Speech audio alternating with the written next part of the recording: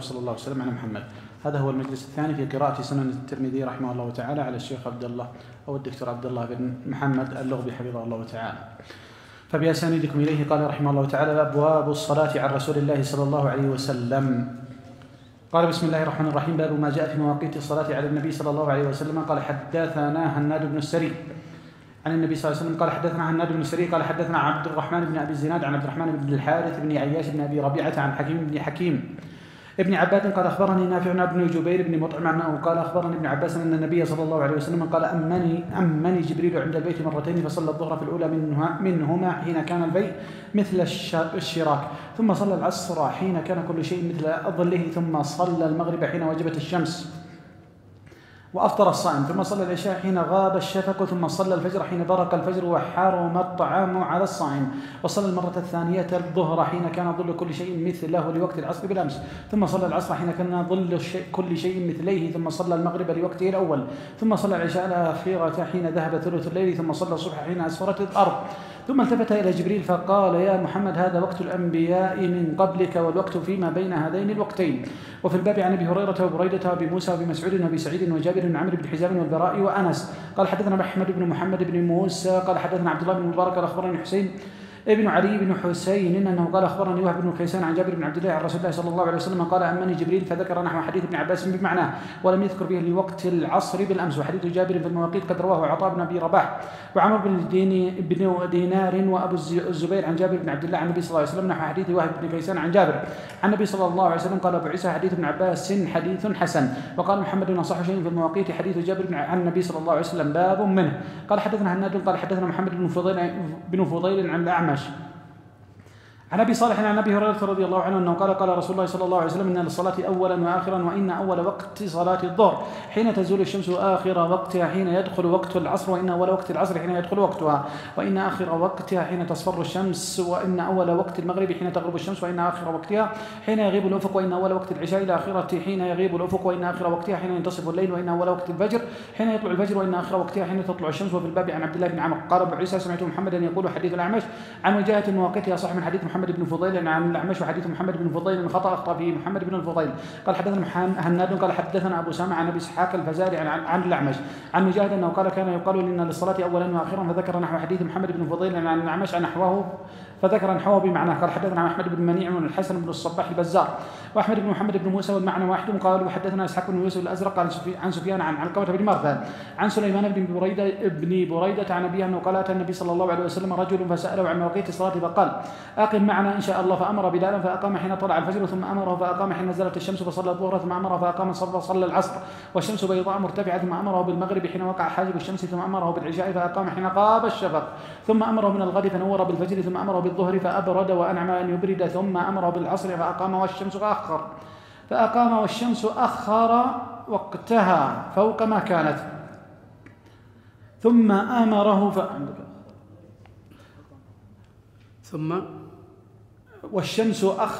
والشمس أخر وقتها فوق ما كانت، ثم أمره فأخر المغرب إلى قبيل أن يغيب الشفق.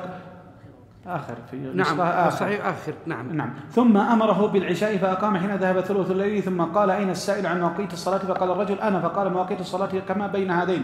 قال أبو عيسى: هذا حديث حسن غريب وصحيح، وقد رواه شعبة عن علقمة بن مرثد أيضا. باب ما جاء في التغليس بالفجر. قال: حدثنا قتيبة عن مالك بن أنس قال: حدثنا الأنصاري قال: حدثنا معن قال: حدثنا مالك عن يحيى بن سعيد عن عمرة عن عائشة أنها قالت: إن كان رسول الله صلى الله عليه وسلم لا يصلي الصبح فينصرف النساء. قال الأنصاري: فتمر النساء متلففات ببروطهن ما يعرفن من الغلس. وقال قتيبة: متلفعات. وفي الباب عن ابن عمر وأنس وقيلة ابنة مخرمة. قال أبو عيسى: حديثه عائشة حديث حسن صحيح، والذي اختاره غير واحد من أهل العلم من أصحاب النبي صلى الله عليه وسلم، منهم أبو بكر بن عمر ومن بعدهم من التابعين، وبه يقول الشافعي وأحمد وإسحاق يستحبون التغليس بصلاة الفجر. باب ما جاء في الإسفار بالفجر. قال: حدثنا هنان قال: حدثنا عبدته بن سليمان عن محمد بن إسحاق عن عاصم بن عمر عن ابن قتادة عن محمود بن لبيد عن رافع بن خديج أنه قال: سمعت رسول الله صلى الله عليه وسلم يقول: أسفر بالفجر فإنه أعظم للأجر. وفي الباب عن أبي برزة وجابر وبلال، وقد روى شعبة والثوري هذا الحديث عن محمد بن إسحاق، ورواه محمد بن عجلان أيضا عن عاصم بن عمر بن قتادة. قال أبو عيسى: حديث رافع بن خديج حديث حسن صحيح، وقد رأى غير واحد من أهل العلم من أصحاب النبي صلى الله عليه وسلم والتابعين الإسفار بصلاة الفجر، وبه يقول سفيان الثوري. وقال الشافعي وأحمد وإسحاق: معنى الإسفار أن يضح الفجر فلا يشك فيه. ولم يروا أن معنى الإسفار تأخير الصلاة. باب ما جاء في التعجيل بالظهر. قال حدثنا هناد قال حدثنا وكيع عن سفيان عن حكيم بن جبير عن إبراهيم عن الأسود عن عائشة أنها قالت ما رأيت أحدا كان أشد تعجيلا للظهر من رسول الله صلى الله عليه وسلم ولا من أبي بكر ولا من عمر. وفي الباب عن جابر بن عبد الله وخباب وأبي برزة وابن مسعود وزيد بن ثابت وأنس وجابر بن سمرة. قال أبو عيسى حديث عائشة حديث حسن وهو الذي اختاره أهل العلم من أصحاب النبي صلى الله عليه وسلم ومن بعدهم. قال علي قال يحيى بن سعيد قد تكلم شعبة في حكيم بن جبير من أجل حديثه الذي رواه عن ابن مسعود عن النبي صلى الله عليه وسلم من سأل الناس وله ما يغنيه. قال يحيى وروى له سفيان وزائدة ولم يرى يحيى بن حديثه بأسا. قال محمد وقد روي عن حكيم بن جبير عن سعيد بن جبير عن عائشة عن النبي صلى الله عليه وسلم في تعجيل الظهر. قال حدثنا الحسن بن علي الحلواني قال حدثنا عبد الرزاق قال أخبرنا معمر عن الزهري أنه قال أخبرني أنس بن مالك أن رسول الله صلى الله عليه وسلم صلى الظهر حين نزلت الشمس. هذا حديث حسن حديث صحيح. باب ما جاء في تأخير الظهر بشدة الحر.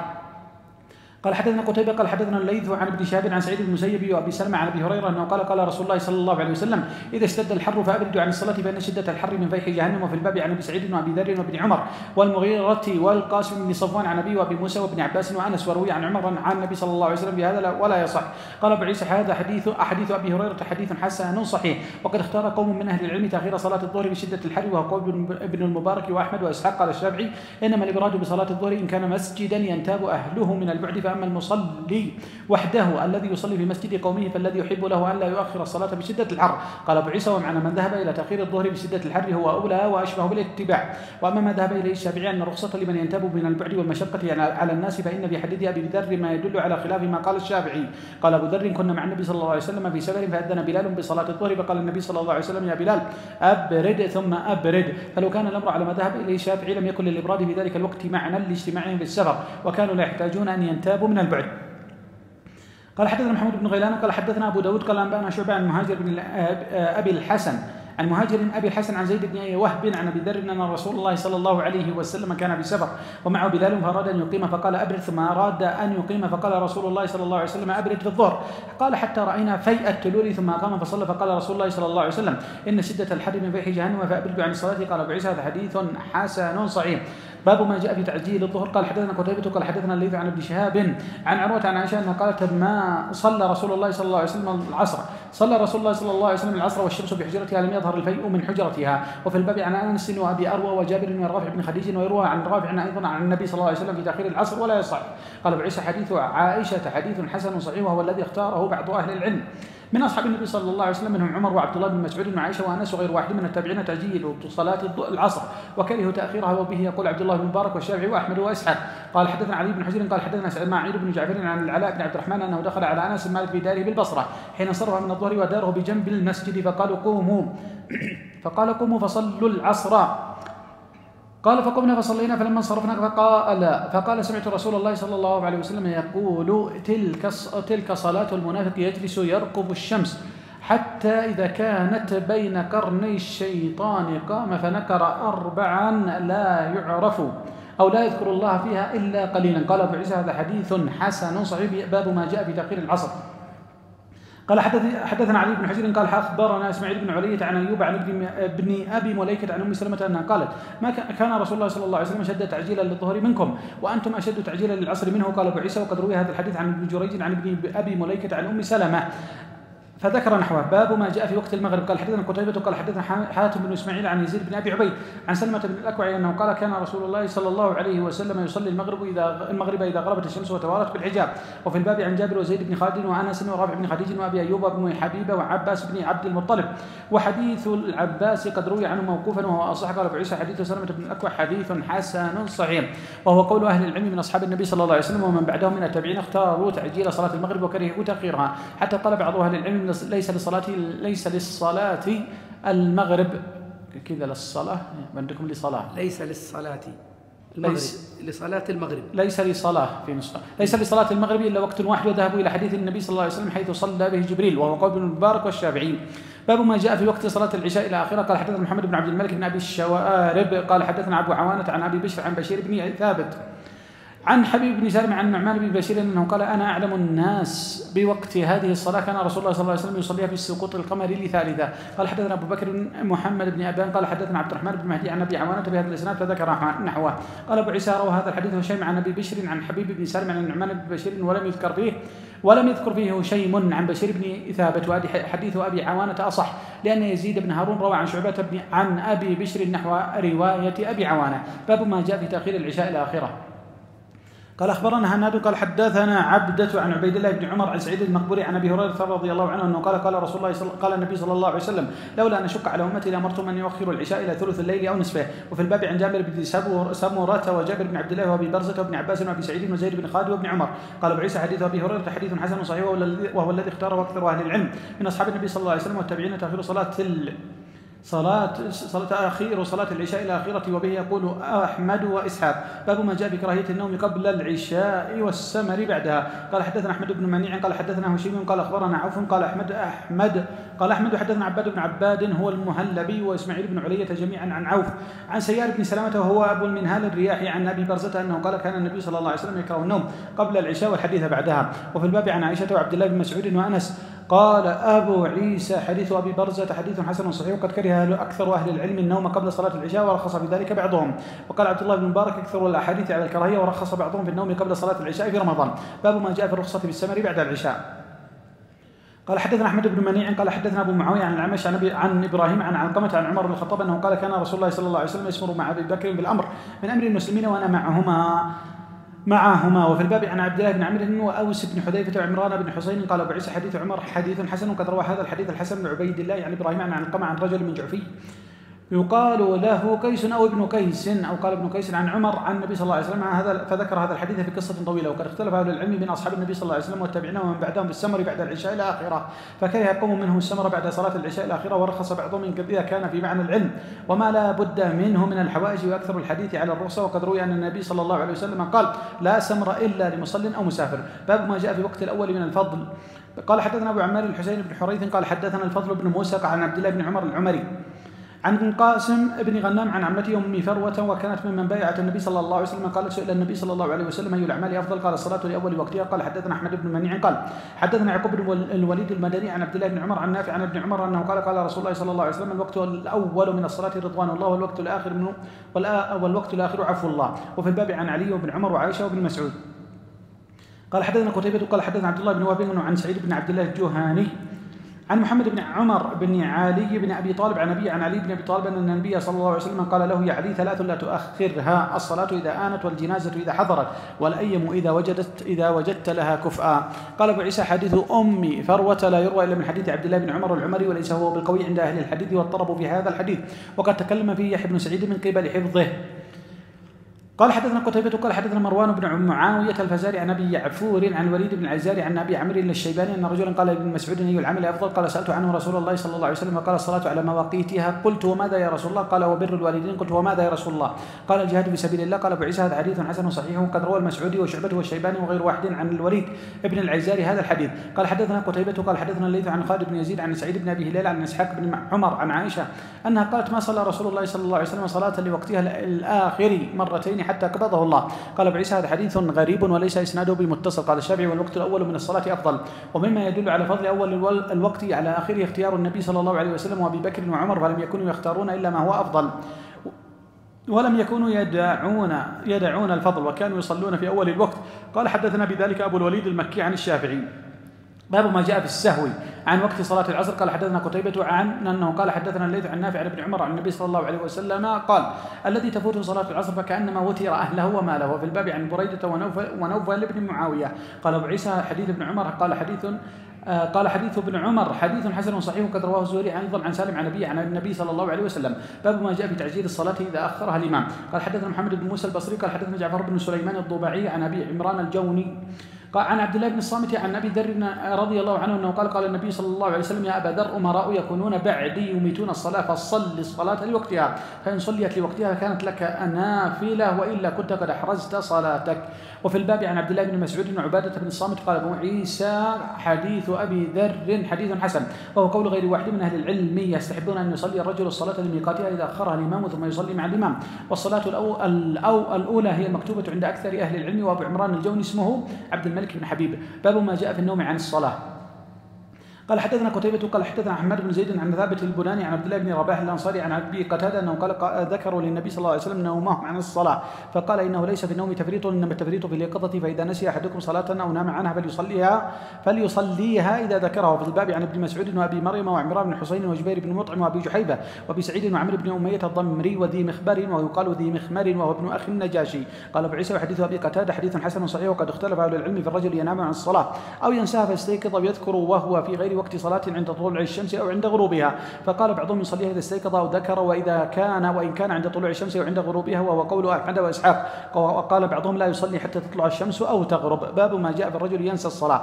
قال حدثنا قتيبة وبشر بن معاذ قال حدثنا أبو عوانة عن قتادة عن أنس أنه قال رسول الله صلى الله عليه وسلم من نسي صلاة فليصليها إذا ذكرها. وفي الباب عن سمرة وأبي قتادة. قال أبو عيسى حديث أنس حديث حسن صحيح، ويروى عن علي بن أبي طالب أنه قال في الرجل ينسى الصلاة يصليها متى ما ذكرها في وقت أو في غير وقت، وهو قول الشافعي وأحمد وإسحاق. ويروى عن أبي بكرة أنه نام عن صلاة العصر واستيقظ عند غروب الشمس فلم يصلي حتى غربت الشمس، وقد ذهب قوم من أهل الكوفة إلى هذا، وأما أصحابنا فذهبوا إلى قول علي بن أبي طالب. باب ما جاء في الرجل تفوته الصلوات بأيتهن يبدأ. قال حدثنا هناد قال حدثنا هشيم عن أبي الزبير عن نافع بن جبير بن مطعم عن أبي عبيدة بن عبد الله بن مسعود قال عبد الله إن المشركين شغلوا رسول الله صلى الله عليه وسلم عن 4 صلوات يوم الخندق حتى ذهب من الليل ما شاء الله، فأمر بلالا فأذن ثم أقام فصلى الظهر ثم أقام فصلى العصر ثم أقام فصلى المغرب ثم أقام فصلى العشاء. في الباب عن أبي سعيد وجابر قال أبو عيسى حديث عبد الله ليس في إسناده بأس، إلا أن أبا عبيدة لم يسمع من عبد الله، وهو الذي اختاره بعض أهل العلم من في الفوائت أن يقيم الرجل لكل صلاة إذا قضاها، وإن لم يقم أجزاءه. وقول الشافعي قال حدثنا محمد بن بشار قال حدثنا معاذ بن هشام قال حدثني أبي عن يحيى بن أبي كثير أنه قال حدثنا أبو سلمة بن عبد الرحمن عن جابر بن عبد الله أن عمر بن الخطاب قال يوم الخندق وجعل يسب كفار قريش قال يا رسول الله ما كدت أصلي العصر حتى تغرب الشمس، فقال رسول الله صلى الله عليه وسلم والله إن صليتها. قال فنزلنا بطحان فتوضأ رسول الله صلى الله عليه وسلم وتوضأنا، فصلى رسول الله صلى الله عليه وسلم العصر بعدما غربت الشمس ثم صلى بعدها المغرب. هذا حديث حسن صحيح. باب ما جاء في صلاة الوسطى أنها العصر.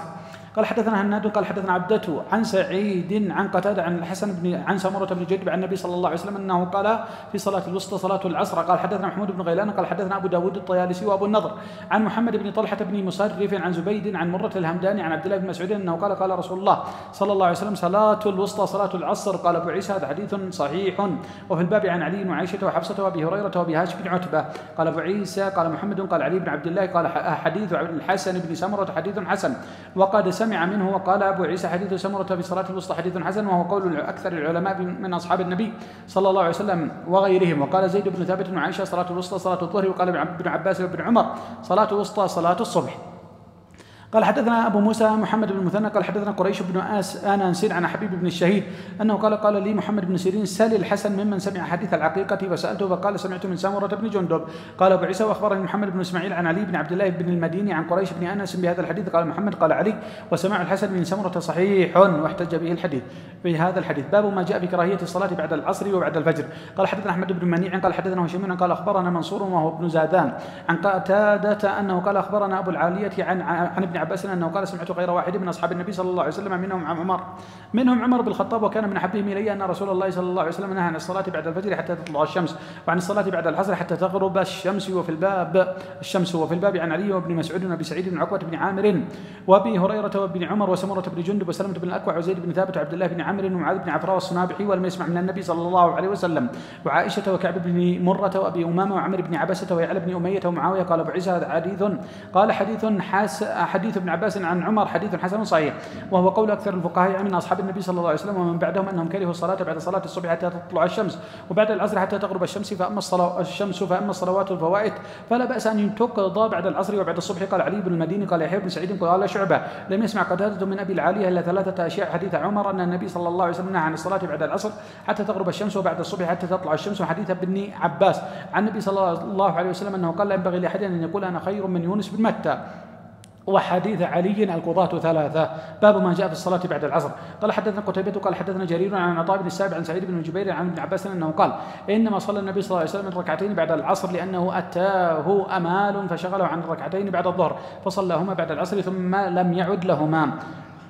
وفي الباب عن عائشة وأم سلمة وميمونة وأبي موسى. وقال أبو عيسى حديث ابن عباس حديث حسن وقد روى غير واحد عن النبي صلى الله عليه وسلم أنه صلى بعد العصر ركعتين وهذا خلاف ما روي عنه أنه نهى عن الصلاة بعد العصر حتى تغرب الشمس. وحديث ابن عباس أصح حيث قال لم يعد لهما.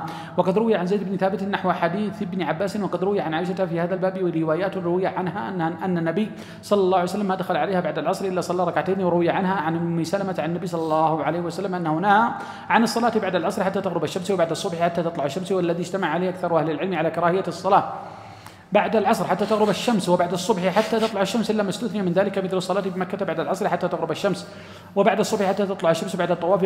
فقد روي عن النبي صلى الله عليه وسلم رخصة في ذلك وقد قال به قوم من أهل العلم من أصحاب النبي صلى الله عليه وسلم ومن بعدهم.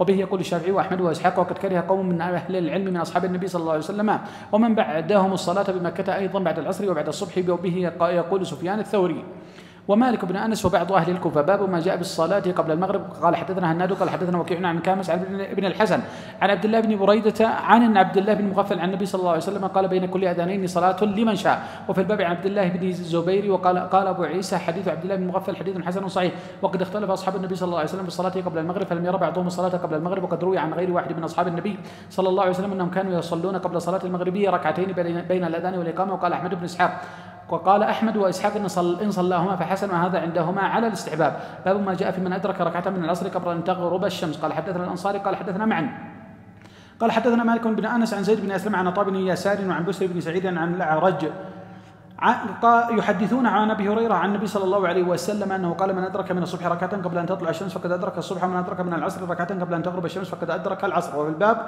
عن عائشه وقال ابو عيسى حديث ابي هريره حديث حسن صحيح وفيه يقول اصحابنا الشافعي واحمد واسحاق. ومعنى هذا الحديث عندهم لصاحب العذر مثل الرجل ينام عن الصلاه او ينساها فيستيقظ ويذكر عند طلوع الشمس وعند غروبها. باب ما جاء في الجمع بين الصلاتين. قال حدثنا هناد قال حدثنا ابن معاويه عن الأعمش عن حبيب بن ابي ثابت عن سعيد بن جبير عن ابن عباس انه قال جمع رسول الله صلى الله عليه وسلم بين الظهر والعصر وبين المغرب والعشاء بالمدينه من غير خوف ولا مطر. قال فقيل لابن عباس ما اراد بذلك قال اراد ان لا يحرج امته. في الباب عن ابي هريره قال ابو عيسى حدثنا محمد حديث ابن عباس قد روي عنه من غير وجه رواه جابر بن زيد وسعيد بن جبير وعبد الله بن شقيق العقيلي. وقد روي عن ابن عباس عن النبي صلى الله عليه وسلم غير هذا. قال حدثنا ابو سلمة يحيى بن خلف البصري قال حدثنا المعتمر بن سليمان عن ابي عن حانش عن عكرمة عن ابن عباس عن النبي صلى الله عليه وسلم انه قال من جمع بين الصلاتين من غير عذر فقد اتى بابا من ابواب الكبائر. قال ابو عيسى وحنش هذا هو ابو علي الرحابي وهو حسين بن قيس وهو ضعيف عند اهل الحديث ضعفه احمد وغيره. والعمل على هذا عند اهل العلم ان لا يجمع بين الصلاتين الا بالسفر او بعرفه. ورخص بعض اهل العلم من التابعين بالجمع بين الصلاتين للمريض وبه يقول احمد واسحاق. وقال بعض اهل العلم يجمع بين الصلاتين في المطر وبه يقول الشافعي واحمد واسحاق. ولم يرى الشافعي للمريض ان يجمع بين الصلاتين. باب ما جاء في بدو الاذان. قال حدثنا سعيد بن يحيى بن سعيد الاموي قال حدثنا ابي انه قال حدثنا محمد بن اسحاق عن محمد بن ابراهيم التيمي قال عن محمد بن عبد الله بن زيد عن ابي انه قال لما اصبحنا اتيت رسول الله صلى الله عليه وسلم فاخبرته بالرؤيا فقال ان هذه لرؤيا حق فقم مع بلال فانه اندى او قال امد صوتا منك فالقي عليه ما قيل لك ولينادي بذلك. قال فلما سمع عمر بن الخطاب نداء بلال بالصلاه خرج الى رسول الله صلى الله عليه وسلم وهو يجر إزاره وهو يقول يا رسول الله والذي بعثك بالحق لقد رأيت مثل الذي قال فقال رسول الله صلى الله عليه وسلم فلله الحمد فذلك أثبت. وفي الباب عن ابن عمر وقال أبو عيسى حديث عبد الله بن زيد حديث حسن صحيح. وقد روى هذا الحديث إبراهيم بن سعيد عن محمد بن إسحاق أتم من هذا الحديث وأطول وذكر فيه قصة الأذان مثنى والإقامة مرة. وعبد الله بن زيد هو ابن عبد ربه ويقال ابن عبد رب ولا نعرف له عن النبي صلى الله عليه وسلم شيئا يصح الا هذا الحديث الواحد في الاذان. وعبد الله بن زيد بن عاصم المازني له حديث عن النبي صلى الله عليه وسلم وهو عم عباد بن تميم. قال حدثنا ابو بكر عاصم هذا صاحب الوضوء ابن عاصم وابن عبد ربه صاحب الاذان. نعم. قال حدثنا ابو بكر بن ابي النضر قال حدثنا الحجاج بن محمد قال ابن جريج اخبرنا نافع عن ابن عمر انه قال كان المسلمون حين قدموا المدينه يجتمعون فيتحينون الصلاه. فيتحينون الصلوات وليس ينادي بها أحد، وتكلموا يوما في ذلك فقال بعضهم اتخذوا ناقوسا مثل ناقوس النصارى، وقال بعضهم اتخذوا قرنا مثل قرن اليهود، فقال عمر أولا تبعث رجلا ينادي بالصلاة؟ قال فقال رسول الله صلى الله عليه وسلم يا بلال قم فنادي بالصلاة. قال أبو عيسى هذا حديث حسن صحيح غريب من حديث ابن عمر. باب ما جاء في الترجيع في الأذان. قال حدثنا بشر بن معاذ قال حدثنا إبراهيم بن عبد العزيز بن عبد الملك بن أبي محذورة أنه قال أخبرني أبي وجدي جميعا عن أبي محذورة أن رسول الله صلى الله عليه وسلم أقعده وألقى عليه الأذان حرفا. قال إبراهيم مثل أذاننا. قال بشر فقلت له أعد علي فوصف الأذان بالترجيع. قال أبو عيسى حديث أبي محذورة بالأذان حديث صحيح وقد روي عنه من غير وجه وعليه العمل بمكة وهو قول الشافعي. قال حدثنا أبو موسى محمد بن مثنى قال حدثنا عفان قال حدثنا همام عن عامر الأحول عن مكحول عن عبد الله بن محيريز عن أبي محذورة أن النبي صلى الله عليه وسلم علمه الأذان 19 كلمة والإقامة 17 كلمة. قال أبو عيسى هذا حديث حسن صحيح. وأبو محذورة اسمه سمرة بن معير، وقد ذهب بعض أهل العلم إلى هذا في الأذان، وقد روي عن أبي محذورة أنه كان يفرد الإقامة. باب ما جاء في إفراد الإقامة. قال حدثنا قتيبة قال حدثنا عبد الوهاب الثقفي وزيد بن زريع عن خالد الحذاء عن ابن قلابة عن أنس مالك أنه قال أمر بلال أن يشفع الأذان ويوتر الإقامة. وفي الباب عن ابن عمر قال أبو عيسى حديث أنس حديث حسن صحيح وقول بعض أهل العلم من أصحاب النبي صلى الله عليه وسلم والتابعين، وبه يقول مالك والشافعي وأحمد وإسحاق. باب ما جاء في أن الإقامة مثلا. قال حدثنا أبو سعيد الأشج قال حدثنا عقبة بن خالد عن ابن أبي ليلى عن عمرو بن مرة عن ابن أبي ليلى عن عمرو بن مرة عن عبد الرحمن بن أبي ليلى عن عبد الله بن زيد أنه قال كان أذان رسول الله صلى الله عليه وسلم شفعا وفي الأذان والإقامة. قال أبو عيسى حديث عبد الله بن زيد رواه وكيع عن الأعمش عن عمرو بن مرة عن عبد الرحمن بن أبي ليلى عن عبد الله بن زيد رأى الأذان في المنام. وقال شعبة عن عمرو بن مرة عن عبد الرحمن بن أبي ليلى أنه قال حدثنا أصحاب محمد صلى الله عليه وسلم عن عبد الله بن زيد رأى الأذان في المنام، وهذا أصح من حديث ابن أبي ليلى. عبد الرحمن بن أبي ليلى لم يسمع من عبد الله بن زيد. قال بعض أهل العلم الأذان مثنى والإقامة مثنى. وبه يقول سفيان الثوري وابن المبارك وأهل الكوفة. قال أبو عيسى ابن أبي ليلى هو محمد بن عبد الرحمن بن أبي ليلى قاضي الكوفة، ولم يسمع من أبيه شيئا إلا أنه يروي عن رجل عن أبيه. باب ما جاء في الترسل في الأذان. قال حدثنا أحمد بن الحسن قال حدثنا معل بن أسد قال حدثنا عبد المنعم وهو صاحب السقاء قال حدثنا يحيى بن مسلم عن الحسن وعطاء عن جابر أن رسول الله صلى الله عليه وسلم قال لبلال يا بلال إذا أذنت فترسل، وإذا قمت فاحضر واجعل بين أذانك وإقامتك قدر ما يفرغ الآكل من أكله والشارب من شربه والمعتصر إذا دخل لقضاء حاجته ولا تقوموا حتى تروني. قال أبو عيسى حديث جابر هذا حديث لا نعرفه إلا من هذا الوجه من حديث عبد المنعم وإسناد مجهول. باب ما جاء في إدخال الإصبع الأذن عند الأذان. قال حدثنا محمود بن غيلان قال حدثنا عبد الرزاق قال أخبرنا سفيان الثوري عن عون بن أبي جحيفة عن أبيه أنه قال رأيت بلالا يؤذن ويدور ويتبع فاه ها هنا وها هنا وإصبعاه في أذنيه، ورسول الله صلى الله عليه وسلم في قبة له حمراء أراه قال من أدم، فخرج بلال من بين يديه بالعنزة فركزها بالبطحاء فصلى إليها رسول الله صلى الله عليه وسلم يمر بين يديه الكلب والحمار وعليه حلة حمراء كأني أنظر إلى بريق ساقيه. قال سفيان نراه حبارة. قال أبو عيسى حديث أبي جحيفة حديث حسن صحيح عليه العمل. التصحيح الذي ذكر عند أهل الحديث العنزة قال صلى إلى عنزة، قال هذه ميزة لنا يا عنيزة يا أهل العنزي، قبيلة عنيزة العنزي، يقول أنه النبي صلى الله عليه وسلم صلى إلينا فجعل مكان العنزة قبيلة عنزة. نعم. قال أبو عيسى حديث أبي جحيفة حديث حسن صحيح عليه العمل. ادعى أهل العلم يستحبون أن يدخل المؤذن إصبعيه في أذنيه في الأذان، وقال بعض أهل العلم وفي الإقامة أيضا يدخل إصبعيه في أذنيه، وقول الأوزاعي وأبو جحيفة اسمه عن واحد بن عبد الله السوائي. باب ما جاء في التثويب في الفجر. قال حدثنا أحمد بن منيع قال حدثنا أحمد بن أبو أحمد الزبيري قال حدثنا أبو إسرائيل عن الحكم عن عبد الرحمن بن أبي ليلى عن بلال أنه قال لي رسول الله صلى الله عليه وسلم لا تثوبن في شيء من الصلوات إلا في صلاة الفجر. قال أبو عيسى وفي الباب عن أبي محذورة. قال أبو عيسى حديث بلال لا نعرفه إلا من حديث أبي إسرائيل الملائي. وأبو إسرائيل لم يسمع هذا الحديث من الحكم بن عتيبة قال إنما رواه عن الحسن بن عمارة عن الحكم بن عتيبة. وأبو إسرائيل اسمه إسماعيل بن أبي إسحاق وليس هو بذلك القوي عند أهل الحديث، وقد اختلف أهل العلم بتفسير التثويب فقال بعضهم التثويب أن يقول في أذان الفجر الصلاة خير من النوم، وهو قول ابن المبارك وأحمد. وقال إسحاق في التثويب غير هذا.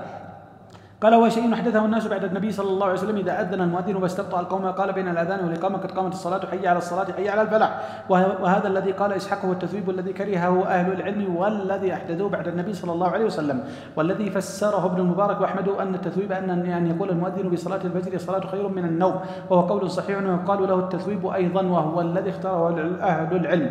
وروي عن عبد الله بن عمر أنه كان يقول بصلاة الفجر الصلاة خير من النوم. وروي عن مجاهد أنه قال دخلت مع عبد الله بن عمر مسجدا وقد أذن فيه ونحن نريد أن نصلي فيه فثوب المؤذن فخرج عبد الله بن عمر من المسجد وقال اخرج بنا من عند هذا المبتدع، ولم يصلي فيه، وإنما كره عبد الله بن عمر التثويب الذي أحدثه الناس بعد. باب ما جاء أن من أذن فهو يقيم. قال حدثنا هناد أنه قال حدثنا عبدته ويعلى عن عبد الرحمن بن زياد بن أنعم عن زياد بن نعيم الحضرمي عن زياد بن حارث السدائي قال أمرني رسول الله صلى الله عليه وسلم أن أؤذن لصلاة الفجر فأذنت فأراد بلال أن يقيم فقال رسول الله صلى الله عليه وسلم إن أخا صداء قد أذن ومن أذن فهو يقيم. وفي الباب عن ابن عمر قال أبو عيسى وحديث زياد إنما نعرفه من حديث الأفريقي والأفريقي هو ضعيف عند أهل الحديث ضعفه يحيى بن سعيد القطان وغيره. قال أحمد لا أكتب حديث الأفريقي. وقال ورأيت محمد ابن إسماعيل يقوي أمره ويقول هو مقارب الحديث والعمل على هذا عند أكثر أهل العلم أن من أذن فهو يقيم. باب ما جاء في كراهية الأذان بغير وضوء. قال حدثنا علي بن حجر قال أخبرنا الوليد بن مسلم عن معاوية بن يحيى عن الزهري عن أبي هريرة عن النبي صلى الله عليه وسلم لا يؤذن إلا متوضئ. قال حدثنا يحيى بن موسى قال حدثنا عبد الله بن وهب عن يونس عن ابن شهاب أنه قال أبو هريرة لا ينادي بالصلاة إلا متوضئ. قال أبو عيسى وهذا أصح من الحديث الأول وحديث أبي هريرة لم يرفعه ابن وهب وهو أصح من حديث الوليد بن مسلم والزهري لم يسمع من أبي هريرة. واختلف أهل العلم في الأذان على غير وضوء فكرهه بعض أهل العلم وبه يقول الشافعي وإسحاق ورخص في ذلك بعض أهل العلم وبه يقول سفيان وابن المبارك وأحمد. باب ما جاء أن الإمام أحق بالإقامة. قال حدثنا يحيى بن موسى قال حدثنا عبد الرزاق قال أخبرنا إسرائيل قال أخبرني سماك ابن حرب سمع جابر بن سمرة يقول كان مؤذن رسول الله صلى الله عليه وسلم يمهل فلا يقيم حتى إذا رأى رسول الله صلى الله عليه وسلم قد خرج قام الصلاة حين يرى. قال أبو عيسى حديث جابر بن سمرة حديث حسن وحديث السماك لا نعرفه إلا من هذا الوجه. وهكذا قال بعض أهل العلم أن المؤذن أملك بالأذان والإمام أملك بالإقامة. باب ما جاء في الأذان بالليل. قال حدثنا قتيبة قال حدثنا الليث عن ابن شهاب عن سالم عن أبي أن النبي صلى الله عليه وسلم قال إن بلالا يؤذن بليل فكلوا واشربوا حتى تسمعوا تأذين ابن أم مكتوم. قال أبو عيسى في الباب عن ابن مسعود وعائشة وأنيسة وأنس وأبي ذر وسمرة. قال حديث ابن عمر حديث حسن صحيح وقد اختلف أهل العلم في الأذان بالليل. فقال بعض أهل العلم إذا أذن المؤذن بالليل أجزاء ولا يعيد وهو قول مالك وابن المبارك والشافعي وأحمد وإسحاق. وقال بعض أهل العلم إذا أذن بالليل أعاد وبه يقول سفيان الثوري. وروى حماد بن سلمة عن أيوب عن نافع بن عمر أن بلالا أذن بليل فأمره النبي صلى الله عليه وسلم أن ينادي بأن العبد نام. قال أبو عيسى هذا حديث غير محفوظ وصحيح. روى عبيد الله بن عمر وغيره عن نافع عن ابن عمر أن النبي صلى الله عليه وسلم قال أن بلالا يؤذن بليل فكلوا واشربوا حتى يؤذن ابن أم مكتوم. روى عبد العزيز بن أبي رواد عن نافع أن مؤذنا لعمر أذن بليل فأمر عمر أن يعيد الأذان وهذا لا يصح لأنه عن نافع عن عمر منقطع. ولعل حماد بن سلمة أراد هذا الحديث والصحيح رواية عبيد الله ابن عمر وغير واحد عن نافع عن ابن عمر والزهري وعن سالم عن ابن عمر أن النبي صلى الله عليه وسلم قال إن بلالا يؤذن بليل. قال أبو عيسى ولو كان حديث حماد صحيحا لم يكن لهذا الحديث معنى. قال رسول الله صلى الله عليه وسلم إن بلالا يؤذن بليل فإنما أمره فيما يستقبل. فقال إن بلالا يؤذن بليل ولو أنه أمره بإعادة الأذان حين أذن قبل طلوع الفجر لم يقل إن بلالا يؤذن بليل. قال علي بن المديني حديث حماد بن سلمة عن أيوب عن نافع عن ابن عمر عن النبي صلى الله عليه وسلم هو غير محفوظ واخطا فيه حماد بن سلمة. باب ما جاء في كراهية الخروج من المسجد بعد الأذان. قال حدثنا هناد قال حدثنا وكيع عن سفيان عن إبراهيم بن مهاجر عن أبي الشعثاء أنه قال خرج رجل من المسجد بعدما أذن فيه بالعصر فقال أبو هريرة أما هذا فقد عصى أبا القاسم صلى الله عليه وسلم. قال أبو عيسى وفي الباب عن عثمان قال حديث أبي هريرة حديث حسن صحيح. وعلى هذا العمل عند أهل العلم من أصحاب النبي صلى الله عليه وسلم ومن بعدهم أن لا يخرج أحد من المسجد بعد الأذان إلا من عذر أن يكون على غير وضوء أو أمر لا بد منه. ويروى عن إبراهيم النخعي أنه قال يخرج ما لم يأخذ المؤذن في الإقامة. قال أبو عيسى وهذا عندنا لمن له عذر في الخروج منه. وأبو الشعثاء اسمه سليم بن الأسود وهو والد أشعث بن أبي الشعثاء وقد روى أشعث بن أبي الشعثاء هذا الحديث عن أبيه. باب ما جاء في الأذان في السفر. قال حدثنا محمود بن غيلان قال حدثنا وكيع عن سفيان عن خالد بن الحذاء عن أبي قلابة عن مالك بن الحويرث أنه قال قدمت على رسول الله صلى الله عليه وسلم أنا وابن عم لي فقال لنا إذا سفرتما فأذن وأقيما وليؤمكما أكبركما. قال أبو عيسى هذا حديث حسن صحيح والعمل عليه عند أكثر أهل العلم اختاروا الأذان في السفر. وقال بعضهم يجزئ الإقامة إنما الأذان على من يريد أن يجمع الناس والقول الأول وصحه به يقول أحمد وإسحاق باب ما جاء في فضل الأذان. قال حدثنا محمد بن حميد الرازي قال حدثنا أبو تميلة قال حدثنا أبو حمزة عن جابر عن مجاهد عن ابن عباس أن النبي صلى الله عليه وسلم قال من أذن 7 سنين محتسبا كتبت له براءة من النار. قال أبو عيسى وفي الباب عن ابن مسعود وثوبان ومعاوية وأنس وأبي هريرة وأبي سعيد وحديث ابن عباس حديث غريب. وأبو تميلة اسمه يحيى بن واضح وأبو حمزة السكري اسمه محمد بن ميمون وجابر بن يزيد الجعفي ضعفوه تركه يحيى بن سعيد وعبد الرحمن بن مهدي. قال أبو عيسى سمعت الجارود يقول سمعت وكيعا يقول لولا جابر الجعفي لكان أهل الكوفة بغير حديث ولولا حماد لكان أهل الكوفة بغير فقه. باب ما جاء أن الإمام ضامن والمؤذن مؤتمن. قال حدثنا هناد قال حدثنا أبو الأحوص وأبو معاوية عن الأعمش عن أبي صالح عن أبي هريرة رضي الله عنه أنه قال قال رسول الله صلى الله عليه وسلم الإمام ضامن والمؤذن مؤتمن اللهم أرشد الأئمة واغفر للمؤذنين. قال أبو عيسى وفي الباب عن عائشة وسهل بن سعيد بن عقبة بن عامر قال حديث أبي هريرة رواه سفيان الثوري وحفص بن غياث وغير واحد عن الأعمش عن أبي صالح عن أبي هريرة رضي الله عنه عن النبي صلى الله عليه وسلم. وروى أسباط بن محمد عن الأعمش أنه قال حدثت عن أبي صالح عن أبي هريرة عن النبي صلى الله عليه وسلم. وروى نافع بن سليمان عن محمد بن أبي صالح عن أبيه عن عائشة عن النبي صلى الله عليه وسلم هذا الحديث. قال أبو عيسى وسمعت أبا زرعة يقول حديث أبي صالح عن أبي هريرة أصح من حديث أبي صالح عن عائشة. قال وسمعت محمدا يقول حديث أبي صالح عن عائشة أصح. وذكر عن علي بن المديني أنه لم يثبت حديث أبي صالح عن أبي هريرة ولا حديث أبي صالح عن عائشة في هذا. باب ما يقول إذا أذن المؤذن. قال حدثنا إسحاق بن موسى الأنصاري قال حدثنا معنون قال حدثنا مالك قال وحدثنا قتيبة عن مالك عن الزهري عن عطاء بن يزيد الليثي عن أبي سعيد أنه قال قال رسول الله صلى الله عليه وسلم إذا سمعتم النداء فقولوا مثل ما يقول المؤذن. وفي الباب عن أبي رافع وأبي هريرة وأم حبيبة وعبد الله بن عمرو وعبد الله بن ربيعة وعائشة ومعاذ بن أنس ومعاوية. قال أبو عيسى حديث أبي سعيد حديث حسن صحيح وهكذا روى معمر أنه غير واحد عن الزهري مثل حديث مالك.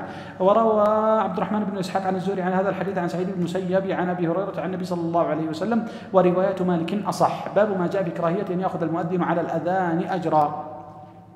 قال حدثنا هناد قال حدثنا أبو زبيد وهو عبثر بن القاسم عن الأشعث عن الحسن عن عثمان بن أبي العاص أنه قال إن من آخر ما عهد إلي رسول الله صلى الله عليه وسلم أن أتخذ مؤذنا لا يأخذ على أذانه أجرا. قال أبو عيسى حديث عثمان حديث حسن والعمل على هذا عند أهل العلم. وكره أن يأخذ المؤذن على الأذان أجرا يستحب للمؤذن أن يحتسب في أذانه. باب ما يقول إذا أذن المؤذن من الدعاء. قال حدثنا قتيبة قال حدثنا الليث عن الحكيم بن عبد الله بن قيس عن عامر بن سعد عن سعد بن أبي وقاص عن رسول الله صلى الله عليه وسلم أنه قال من قال حين يسمع المؤذن وأنا أشهد أن لا إله إلا الله وحده لا شريك له وأن محمدا عبده ورسوله رضيت بالله ربنا وبالإسلام دينا وبمحمد صلى الله عليه وسلم رسولا غفر الله له ذنوبه. قال أبو عيسى هذا حديث حسن صحيح غريب لا نعرفه إلا من حديث الليث بن سعد عن حكيم بن عبد الله بن قيس. باب منه أيضا. قال حدثنا محمد بن سالم بن عسكر البغدادي وإبراهيم بن يعقوب قال حدثنا علي بن عياش قال حدثنا شعيب بن أبي حمزة أنه قال حدثنا محمد بن المنكدر عن جابر بن عبد الله أنه قال رسول الله صلى الله عليه وسلم من قال حين يسمع النداء اللهم رب هذه الدعوة التامة الصلاة القائمة محمد الوسيلة والفضيلة وابعثه مقام محمود الذي وعدته إلا حلت له شفاعته يوم القيامة. قال أبو عيسى حديث جابر حديث حسن غريب من حديث محمد بن المنكدر لا نعلم أحدا رواه غير شعيب بن أبي حمزة. باب ما جاء في أن الدعاء لا يرد بين الأذان والإقامة. قال حدثنا محمود قال حدثنا وكيع وعبد الرزاق وأبو أحمد وأبو نعيم قالوا حدثنا سفيان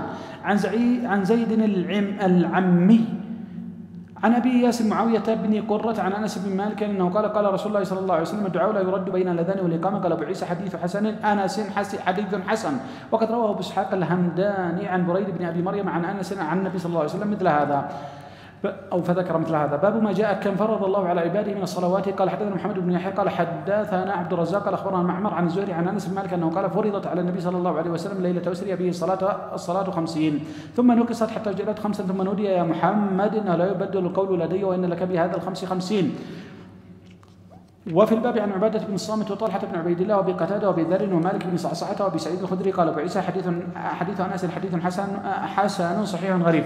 باب في فضل الصلوات الخمس. قال حدثنا علي بن حجر قال اخبرنا اسماعيل بن جعفر عن العلاء ابن عبد الرحمن عن ابي هريره رضي الله عنه ان رسول الله صلى الله عليه وسلم قال الصلوات الخمس والجمعه الى الجمعه والكفارات لما بينهن ما لم يغش الكبائر. وفي الباب عن جابر وانس وحنظله الاسيدي قال أبو عيسى حديث أبي هريرة حديث حسن صحيح باب ما جاء في فضل الجامعة. قال حدثنا هناد قال حدثنا عبدة عن عبيد الله بن عمر عن نافع عن ابن عمر أنه قال رسول الله صلى الله عليه وسلم صلاة الجماعة تفضل على صلاة الرجل وحده ب27 درجة. وفي الباب عن عبد الله بن مسعود وأبي بن كعب ومعاذ بن جبل وأبي سعيد وأبي هريرة وأنس بن مالك. قال أبو عيسى حديث ابن عمر حديث حسن صحيح وهكذا رواه نافع عن ابن عمر عن النبي صلى الله عليه وسلم أنه قال تفضل صلاة الجميع على صلاة الرجل وحده ب27 درجة. وعامة من رواها عن النبي صلى الله عليه وسلم إنما قالوا 25 إلا ابن عمر فإنه قال ب27.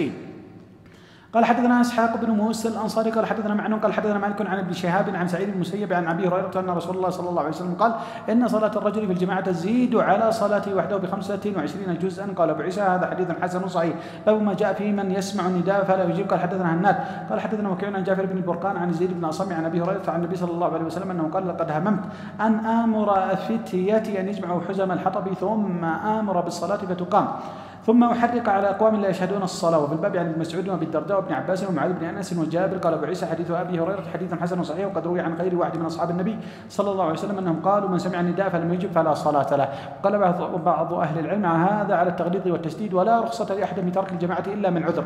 قال مجاهد وسئل ابن عباس عن رجل يصوم النهار ويقوم الليل لا يشهد جماعة ولا جماعة وقال هو في النار.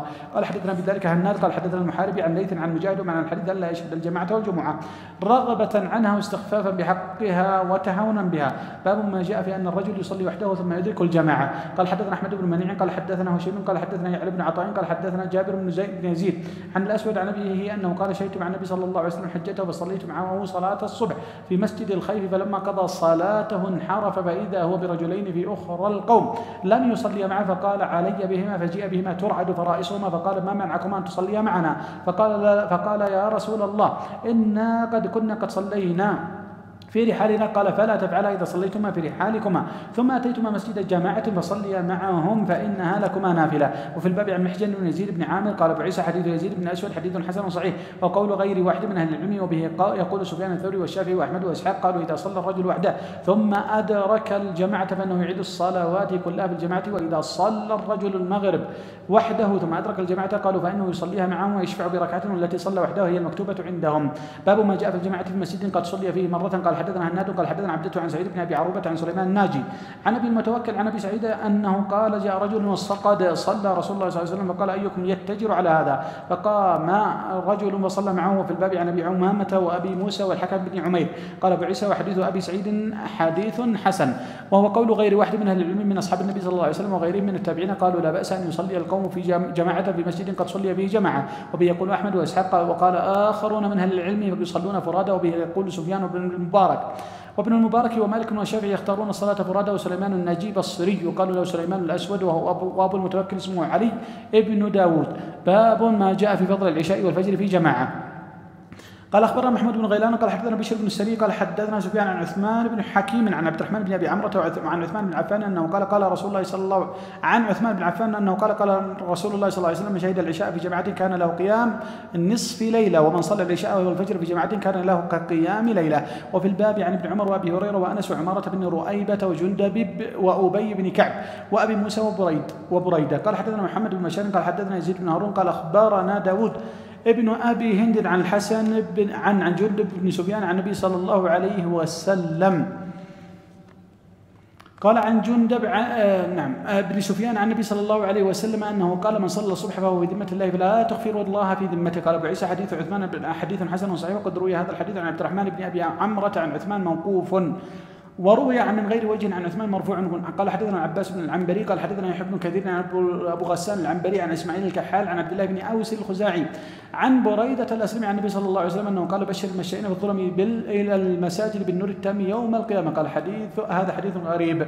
باب ما جاء في فضل الصف الأول. قال حدثنا قتيبة قال حدثنا عبد العزيز بن محمد عن سهيل بن أبي صالح عن أبيه عن أبي هريرة رضي الله عنه أنه قال رسول الله صلى الله عليه وسلم خير صفوف الرجال أولها وشرها آخرها وخير صفوف النساء آخرها وشرها أولها. وفي الباب عن جابر وابن عباس وأبي سعيد وأبي وعائشة والعباد بن سارية وأنس. قال أبو عيسى حديث أبي هريرة حديث حسن صحيح وقد روي عن النبي صلى الله عليه وسلم أنه كان يستغفر للصف الأول 3 وللثاني مرة. وقال النبي صلى الله عليه وسلم لو أن الناس يعلمون ما في النداء والصف الأول ثم لم يجدوا إلا أن يستهموا عليه لاستهموا عليه.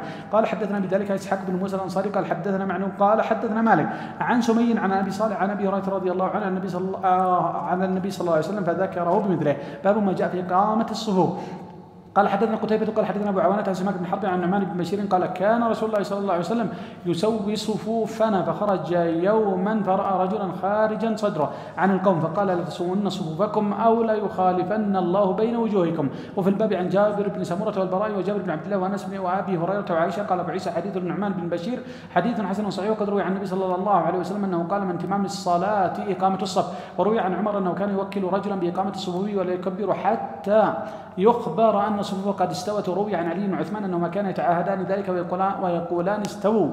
وكان علي يقول تقدم يا فلان تأخر يا فلان باب ما جاء ليليني منكم أولو الأحلام والنهى. قال حدثنا نصر بن علي الجهضمي قال حدثنا ابن يزيد بن زريع قال حدثنا خالد بن الحذاء عن أبي معشر عن إبراهيم عن علقمة عن عبد الله عن النبي صلى الله عليه وسلم أنه قال ليليني منكم أولو الأحلام والنهى ثم الذين يلونهم ثم الذين يلونهم ولا تختلفوا فتختلف قلوبكم وإياكم وهيشات الأسواق. وفي الباب عن أبي بن كعب وأبي مسعود وأبي سعيد بن البراء وأنس قال أبو عيسى حديث ابن مسعود حديث حسن غريب. وروي عن النبي صلى الله عليه وسلم أنه كان يعجبه أن يليه المهاجرون والأنصار ليحفظوا عنه. وخالد بن الحذاء هو خالد بن المهران يكنى أبا المنازب. سمعت محمد بن اسماعيل يقول إن خالد الحذاء ما حذا نعلا قط إنما كان يجلس إلى حذاء فنسب إليه وأبو معشر اسمه زياد بن كليب. باب ما جاء في كراهية الصف بين السواري. قال حدثنا هناد قال حدثنا وكيع عن سفيان عن يحيى بن هاني عن ابن عروة المرادي عن عبد الحميد بن محمود أنه قال صلينا خلف أمير من الأمراء فاضطرنا الناس فصلينا بين الساريتين فلما صلينا قال أنس بن مالك كنا نتقي هذا على عهد رسول الله صلى الله عليه وسلم. وفي الباب عن قرة ابن إياس المزني قال أبو عيسى حديث أنس حديث حسن وقد كره قوم من أهل العلم أن يصف بين السواري وبه يقول أحمد وإسحاق وقد رخص قوم من أهل العلم في ذلك. باب ما جاء في الصلاة خلف الصف وحده. قال حدثنا هناد قال حدثنا ابو الحوص عن حسين عن هلال بن يساف قال اخذ زياد بن ابي الجعد بيدي ونحن بالرقه فقام بي على شيخ يقال له وابصة بن معبد من بني اسد فقال زياد حدثني هذا الشيخ ان رجلا صلى خلف الصف وحده والشيخ يسمع فامره رسول الله صلى الله عليه وسلم ان يعيد الصلاه. قال وفي الباب عن علي بن شيبان وابن عباس قال ابو عيسى حديث وابصة حديث حسن وقد كره قوم من اهل العلم ان يصلي رجل خلف الصف وحده وقالوا يعيد اذا صلى خلف الصف وحده وبه يقول احمد واسحاق وقد قال قوم من اهل العلم يجزئه اذا صلى خلف الصف وحده وقول سفيان الثوري وابن المبارك والشافعي. وقد ذهب قوم من اهل الكوفه الى حديث وابصة بن معبد ايضا قالوا من صلى خلف الصف وحده يعيد منهم حماد بن ابي سليمان وابن ابي ليلى ووكيع. وروى حديث حسين عن هلال بن يساف غير واحد من مثل رواية أبي الأحوص عن زياد بن أبي الجعد عن وابصة. وفي حديث حسين ما يدل على أن هلالا قد أدرك وابصة واختلف أهل الحديث في هذا فقال بعضهم عن حديث عمرو بن مرة عن هلال بن يساف عن عمرو بن راشد عن وابصة أصح وقال بعضهم حديث حسين عن هلال بن يساف عن زياد بن أبي الجعد عن وابصة بن معبد أصح. قال أبو عيسى وهذا عندي أصح من حديث عمرو بن مرة لأنه روي من غير حديث هلال بن يساف عن زياد بن أبي الجعد عن وابصة بن معبد. قال حدثنا محمد بن بشير قال حدثنا محمد بن جعفر قال حدثنا شعبة عن عمرو بن مرة عن هلال بن يساف عن عمرو بن راشد عن وابصة بن معبد أن رجلا صلى خلف الصف وحده فأمره النبي صلى الله عليه وسلم أن يعيد الصلاة. قال أبو عيسى سمعت الجارود يقول سمعت وكيعا يقول إذا صلى خلف الصف وحده فإنه يعيد.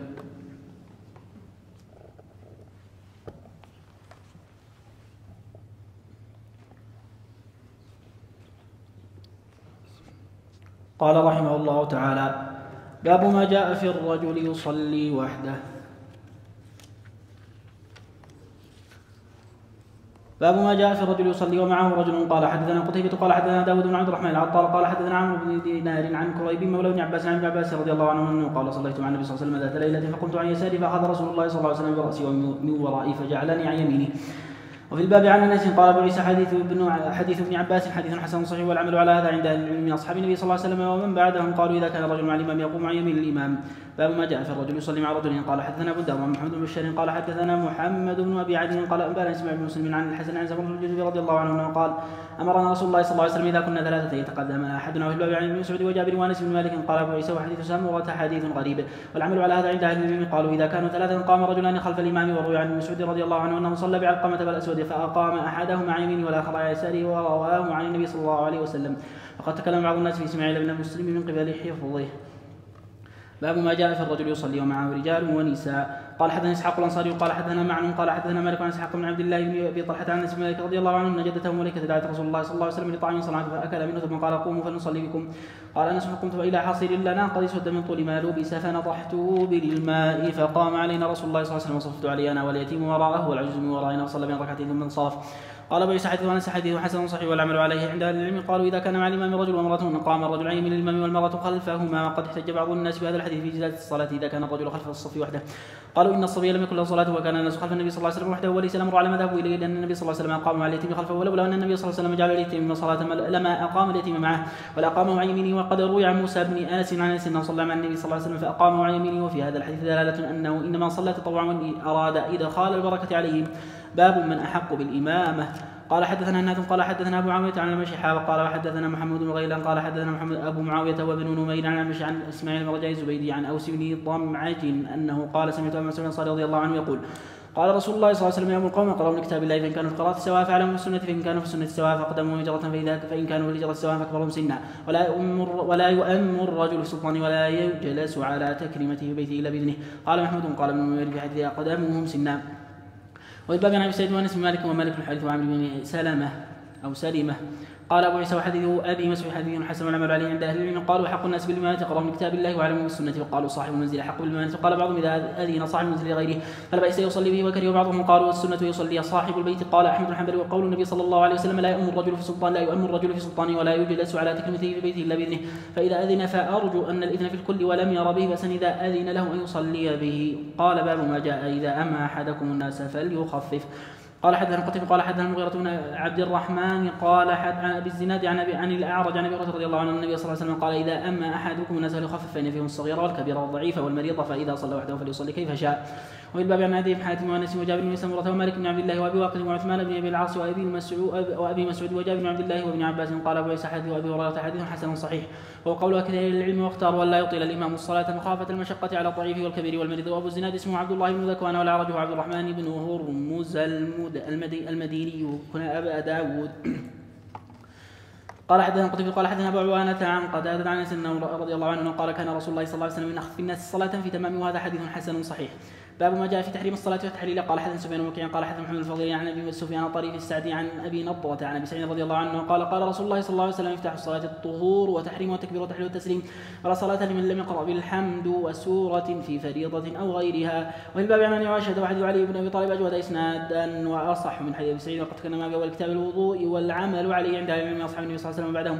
وبيقول سفيان الثوري وابن مبارك والشافعي واحمد واسحاق ان تحريم الصلاة التكبير ولا يكون الرجل داخلا في الصلاة الا بالتكبير. سمعت ابا بكر محمد اباني يقول سمعت عبد الرحمن بن مهدي يقول لو افتتح الرجل صلاة 70 اسما من اسماء الله تعالى ولم يكبر لم يجزه أو لم يجزه، وإن أحدث قبل أن يسلم أمرته أن يتوضأ ثم يرجع إلى مكانه يسلم، إنما الأمر على وجهه. وأبو النضرة اسمه المنذر بن مالك بن قطعة. باب في نشر الأصابع عند التكبير. قال حدثنا قتيبة وأبو سعيد الأشج قال حدثنا يحيى بن يمان عن ابن أبي ذئب عن سعيد بن سمعان عن أبي هريرة رضي الله عنه أنه قال كان رسول الله صلى الله عليه وسلم إذا كبر الصلاة نشر أصابعه. قال ابي سعيد وابي هريره قد رواه غير واحد عن ابن ابي ذئب عن سعيد بن سمعان عن ابي هريره ان النبي صلى الله عليه وسلم كان اذا دخل في الصلاه رفع يديه مدا، وهو اصح من روايه يحيى بن اليمان، واخطا ابن يمان في هذا الحديث. قال وحدثنا عبد الله بن عبد الرحمن قال اخبرنا عبيد الله بن عبد المجيد الحنفي قال حدثنا ابن ابي ذئب عن سعيد بن سمعان انه قال سمعت ابا هريره يقول كان رسول الله صلى الله عليه وسلم اذا قام الى الصلاه رفع يديه مدا. قال عبد الله وهذا اصح من حديث يحيى بن يمان، وحديث يحيى بن يمان خطا. باب في فضل التكبيره الاولى. قال حدثنا عن بن كريم ونصر بن علي قال حدثنا سلم بن قتيبة عن طعمة بن عمرو عن حبيب بن ابي ثابت عن انس بن مالك رضي الله عنه انه قال رسول الله صلى الله عليه وسلم صلى لله 40 يوما في جماعة يدرك تكبيرة الإحرام الأولى كتب له براءة من النار وبراءة من النفاق. قال ابو عيسى وقد روي هذا الحديث عن انس موقوفا ولا اعلم احد رفعه الا ما روى سلم بن قتيبة عن طعمة بن عمرو، وإنما يروى هذا عن حبيب البجالي عن أنس بن مالك قوله. قال حدثنا بذلك هناد قال حدثنا وكيع عن خالد طهمان عن حبيب البجالي عن أنس رضي الله عنه قوله ولم يرفعه. وروى إسماعيل بن عياش هذا الحديث عن عمارة بن رزية عن أنس رضي الله عنه عن عمر بن الخطاب عن النبي صلى الله عليه وسلم فذكر نحو هذا، وهذا حديث غير محفوظ وحديث مرسل. عمارة بن زية لم يدرك أنس بن مالك. باب ما يقول عند افتتاح الصلاة. قال حدثنا محمد بن موسى البصري قال حدثنا جعفر بن سليمان الضبعي عن علي بن علي الرفاعي عن ابن متوكل عن ابي سعيد رضي الله عنه انه قال كان رسول الله صلى الله عليه وسلم اذا قام الى الصلاة بالليل كبر ثم يقول سبحانك اللهم وبحمدك تبارك اسمك وتعالى جدك ولا اله غيرك، ثم يقول الله اكبر كبيرا، ثم يقول اعوذ بالله السميع العليم من الشيطان الرجيم من همزه ونفخه ونفثه. والباب عن علي وعبد الله بن مسعود وعائشة وجابر وجبير بن مطعم وابن عمر. قال ابو عيسى وحديث ابي سعيد اشهر حديث في هذا الباب، وقد اخذ قوم من اهل العلم هذا الحديث وما كثروا العلم فقالوا انما روي عن النبي صلى الله عليه وسلم انه كان يقول سبحانك اللهم وبحمدك وتبارك اسمك وتعالى جدك ولا اله غيرك. هكذا عمر بن الخطاب وعبد الله بن مسعود، والعمل على هذا عند أكثر أهل العلم التابعين وغيرهم. وقد تكلم اسناد حديث ابي سعيد كان يحيى بن سعيد يتكلم في علي بن علي وقال احمد لا يصح هذا الحديث، قال حدثنا حسن بن عمرو وحمد بن موسى قال حدثنا معاويه عن حارثه بن ابي الرجال عن عمرة عن عائشة رضي الله عنها قالت كان النبي صلى الله عليه وسلم إذا افتتح الصلاة قال سبحانك اللهم وبحمدك وتبارك اسمك وتعالى جدك ولا إله غيرك. قال ابن هذا حديث لا نعرف من هذا الوجه، وحارثة قد تكلم فيه من قبل حفظه، وأبو الرجال اسمه محمد بن عبد الرحمن المديني. باب ما جاء في ترك الجهر بسم الله الرحمن الرحيم. قال حدثنا احمد بن قال حدثنا اسماعيل بن ابراهيم قال حدثنا سعيد الجريري وعن قيس بن ابي عباية عن ابن عبد الله بن مغفل انه قال سمعنا النبي وانا في الصلاة اقول بسم الله الرحمن الرحيم، فقال لي أي بني محدث إياك والحدث. قال ولما أحد من أصحاب رسول الله صلى الله عليه وسلم كان بعض الحدث في الإسلام يعني منه. قال وقد صليت مع النبي صلى الله عليه وسلم مع أبي بكر ومع عمر ومع عثمان فلم أسمع أحد منهم يقولها فلا تقولها إذا أنت صليت فقل الحمد لله رب العالمين. قال بيستحدث الله مغفر حدث الحسن والعمل عليه عند كثير من أصحاب النبي صلى الله عليه وسلم منهم أبو بكر وعمر وعثمان وعلي وغيرهم ومن بعدهم من التابعين. وبه يقول سفيان الثوري وابن المبارك وأحمد وإسحاق لا يرون أن يجهر بسم الله الرحمن الرحيم، وقالوا يقولها في نفسه. باب من رأى الجهر بسم الله الرحمن الرحيم. قال حدثنا احمد بن عبد قال حدثنا معتمر بن سليمان قال حدثنا اسماعيل بن محمد عن ابي خالد عن عائشه رضي الله عنه قال كان النبي صلى الله عليه وسلم يفتتح صلاته ببسم الله الرحمن الرحيم. قال ابو عيسى وليس اسناده بذاك. وقد قال بهذا عدة من العلم اصحاب النبي صلى الله عليه وسلم وابو هريره وابن عمر وابن عباس وابن الزبير ومن بعدهم التابعين راوا الجهر بسم الله الرحمن الرحيم. وبه يقول الشافعي واسماعيل بن محمد وابن ابي سليمان وابو خالد الوالبي واسمه هرمز وهو كوفي. باب في افتتاح القراءة بالحمد لله رب العالمين. قال حدثنا قتيبة قال حدثنا ابو عوانة عن قتادة عن انس رضي الله عنه انه قال كان رسول الله صلى الله عليه وسلم وابو بكر وعمر وعثمان يفتتح القراءة بالحمد لله رب العالمين. قال ابو عيسى هذا حديث حسن صحيح. والعمل على هذا عند اهل العلم من اصحاب النبي صلى الله عليه وسلم وتابعين وبعدهم كان يفتتح القراءة بالحمد لله رب العالمين. قال الشافعي انما معنى هذا الحديث ان النبي صلى الله عليه وسلم وابو بكر وعثمان كانوا يفتتحوا القراءة بالحمد لله رب العالمين، معناه انهم كانوا يبدأون من قراءة فاتحة الكتاب قبل السورة، وليس معناه انهم كانوا لا يقرؤون بسم الله الرحمن الرحيم. وكان الشافعي يرى ان يبدأ بسم الله الرحمن الرحيم الجهر بها. باب ما جاء انه لا صلاة الا بفتح الكتاب. قال حدثنا ابن ابي عمر وعلي بن حجر قال حدثنا سفيان عن زهري عن محمد الربيع عن عباده بن الصامت عن النبي صلى الله عليه وسلم انه قال صلاه من يقرا بفاتحه الكتاب. وفي الباب عن ابي هريره وعائشه وانس وابي قتاده وعبد الله بن عمرو قال ابو عيسى حديث عباده حديث حسن صحيح. والعمل عليه عند اكثر من اصحاب النبي صلى الله عليه وسلم منهم عمر الخطاب وجابر بن عبد الله وابراهيم حسن غيرهم قالوا لا تجزئ صلاه الا بقراءه فاتحه الكتاب. ويقول ابن المبارك والشافعي واحمد واسحاق قال سمعت ابن أبي عمر يقول اختلفت إلى سفيان بن عيينة 18 سنة وكان الحميدي أكبر مني بسنة. وسمعت ابن أبي عمر يقول حاججت 70 حجة ماشية. باب ما جاء في التبيين. قال حدثنا ابو الدار قال حدثنا عن سعيد عن عبد الرحمن المدني قال حدثنا سفيان عن سلمة بن كهيل عن حجر بن عنبس عن وائل بن حجر قال سمعت النبي صلى الله عليه وسلم قرأ غير المغضوب عليهم ولا الضالين فقال آمين ومد بها صوته. وفي الباب عن علي وابي هريره قال ابو عيسى حديث وائل بن حجر حديث حسن. وبه يقول غير واحد من اصحاب النبي صلى الله عليه وسلم والتابعين ومن بعدهم يرون ان يرفع الرجل صوته بتامين ولا يخفيها. وبه يقول الشافعي واحمد واسحاق. وروى شعبة هذا الحديث عن سلمة بن كهيل عن حجر بن ابي العنبس عن علقمة بن وائل عن ابي ان النبي صلى الله عليه وسلم قرأ غير المغضوب عليهم ولا الضالين فقال آمين وخفض به صوته. قال ابو عيسى سمعت محمدا يقول حديث سفيان اصح من حديث شعبة بهذا واخطا شعبة في مواضع من هذا الحديث. فقال عن حجر ابي العنبس وانما هو حجر بن العنبس ويكنى ابا السكن. وزاد فيه عن علقمة بن وائل وليس فيه عن علقمة انما هو حجر بن العنبس عن وائل بن حجر. وقال وخفض بها صوته انما هو ومد بها صوته. قال ابو عيسى وسالت وزرعت عن هذا الحديث قال حديث سفيان في هذا اصح من حديث شعبة. قال وروى العلاء بن صالح الاسدي عن سلمة كهيل نحو رواية سفيان. قال ابو عيسى حدثنا ابو بكر محمد بن مباني قال حدثنا عبد الله بن منى عن العلاء بن صالح الاسدي عن سلمة بن كهيل عن حجر بن عنبس عن وائل بن حجر عن النبي صلى الله عليه وسلم نحو حديث سفيان عن سلمة بن كهيل. باب ما جاء في فضل التأمين. قال حدثنا بكر بن محمد العلاء قال حدثنا زيد بن حباب قال حدثني مالك بن انس قال حدثنا الزهري عن سعيد بن مسيب وابي سلمة عن ابي هريرة رضي الله عنه عن النبي صلى الله عليه وسلم انه قال اذا امن الامام فامنوا فانه من وافق تامينه تامين الملائكة غفر له ما تقدم من ذنبه. قال ابو عيسى حديث ابي هريرة حديث حسن صحيح. باب ما جاء في السكتتين. قال حدثنا محمد بن قال حدثنا عبد العلاء عن سعيد عن قتادة عن الحسن عن سمرة انه قال سكتتان حفظتهما عن رسول الله صلى الله عليه وسلم. ذكر ذلك عمرو بن حسين قال حفظنا سكته فكتبنا الى ابي بن كعب المديني فكتب ابي حفظ سمرة فقال سعيد فقلنا لقتادة ما هاتان السكتتان؟ قال اذا دخل في صلاته واذا فرغ من القراءة ثم قال بعد ذلك واذا قرأ ولا الضالين. قال وكان يعجب اذا فرغ من القراءة يسكت حتى يتراد اليه نفسه. قال وفي الباب عن ابي هريرة قال أبو عيسى حديث سمورة حديث حسن. وقال غير واحد من أهل العلم يستحب الإمام أن يسكت بعد ما يفتتح الصلاة وبعد الفراغ من القراءة. وبه يقول أحمد وإسحاق وأصحابنا. باب ما جاء في وضع اليمين على الشمال في الصلاة. قال حدثنا قتيبة قال حدثنا أبو الحسن سماك الحربي عن قبيصة بن عن أبيه أنه قال كان رسول الله صلى الله عليه وسلم يؤمنا فيأخذ شماله بيمينه. قال في الباب عن وائل بن حجر وخضيف بن الحارث وابن عباس بن مسعود وسالم بن سعد. قال أبو عيسى حديثه هل حديث حسن. والعمل على هذا عند أهل العلم أصحاب النبي صلى الله عليه وسلم والتابعين ومن بعدهم يرون أن يضع الرجل يمينه على شماله في الصلاة ورأى بعضهم أن يضعهما فوق السرة ورأى بعضهم يضعهما تحت السرة وكل ذلك واسع عندهم. واسمه بن يزيد بن قنافة. باب ما جاء في التكبير عند الركوع والسجود. حدثنا قتيبة قال حدثنا ابو الحسن عن اسحاق عن عبد الرحمن السوداني عن قبة السوداني عن عبد الله بن مسعود رضي الله عنه انه قال كان رسول الله صلى الله عليه وسلم يكبر في كل خفض ورفع وقيام وقعود. وابو بكر وعمر. قالوا في الباب عن ابي هريره وانس وابن عمر وابي مالك الاشعري وابي موسى وعمران الحسين ووائل بن حجر وابن عباس. قال ابو عيسى حديث عبد الله بن مسعود حديث حسن صحيح والعمل عليه عند اصحاب النبي صلى الله عليه وسلم منهم ابو بكر وعمر وعثمان وعلي وغيرهم ومن بعدهم التابعين وعليه عامه الفقهاء والعلماء. قال حدثنا عبد الله بن منير قال سمعت علي بن حسين انه قال اخبرنا عبد الله بن مبارك عن ابن جريج عن الزهري عن ابي بكر بن عبد الرحمن عن ابي هريره رضي الله عنه ان النبي صلى الله عليه وسلم كان يكبر وهو يهوي. قال ابو عيسى هذا حديث حسن صحيح وهو قول اهل العلم من اصحاب النبي صلى الله عليه وسلم ومن بعدهم قالوا يكبر الرجل وهو يهوي للركوع والسجود.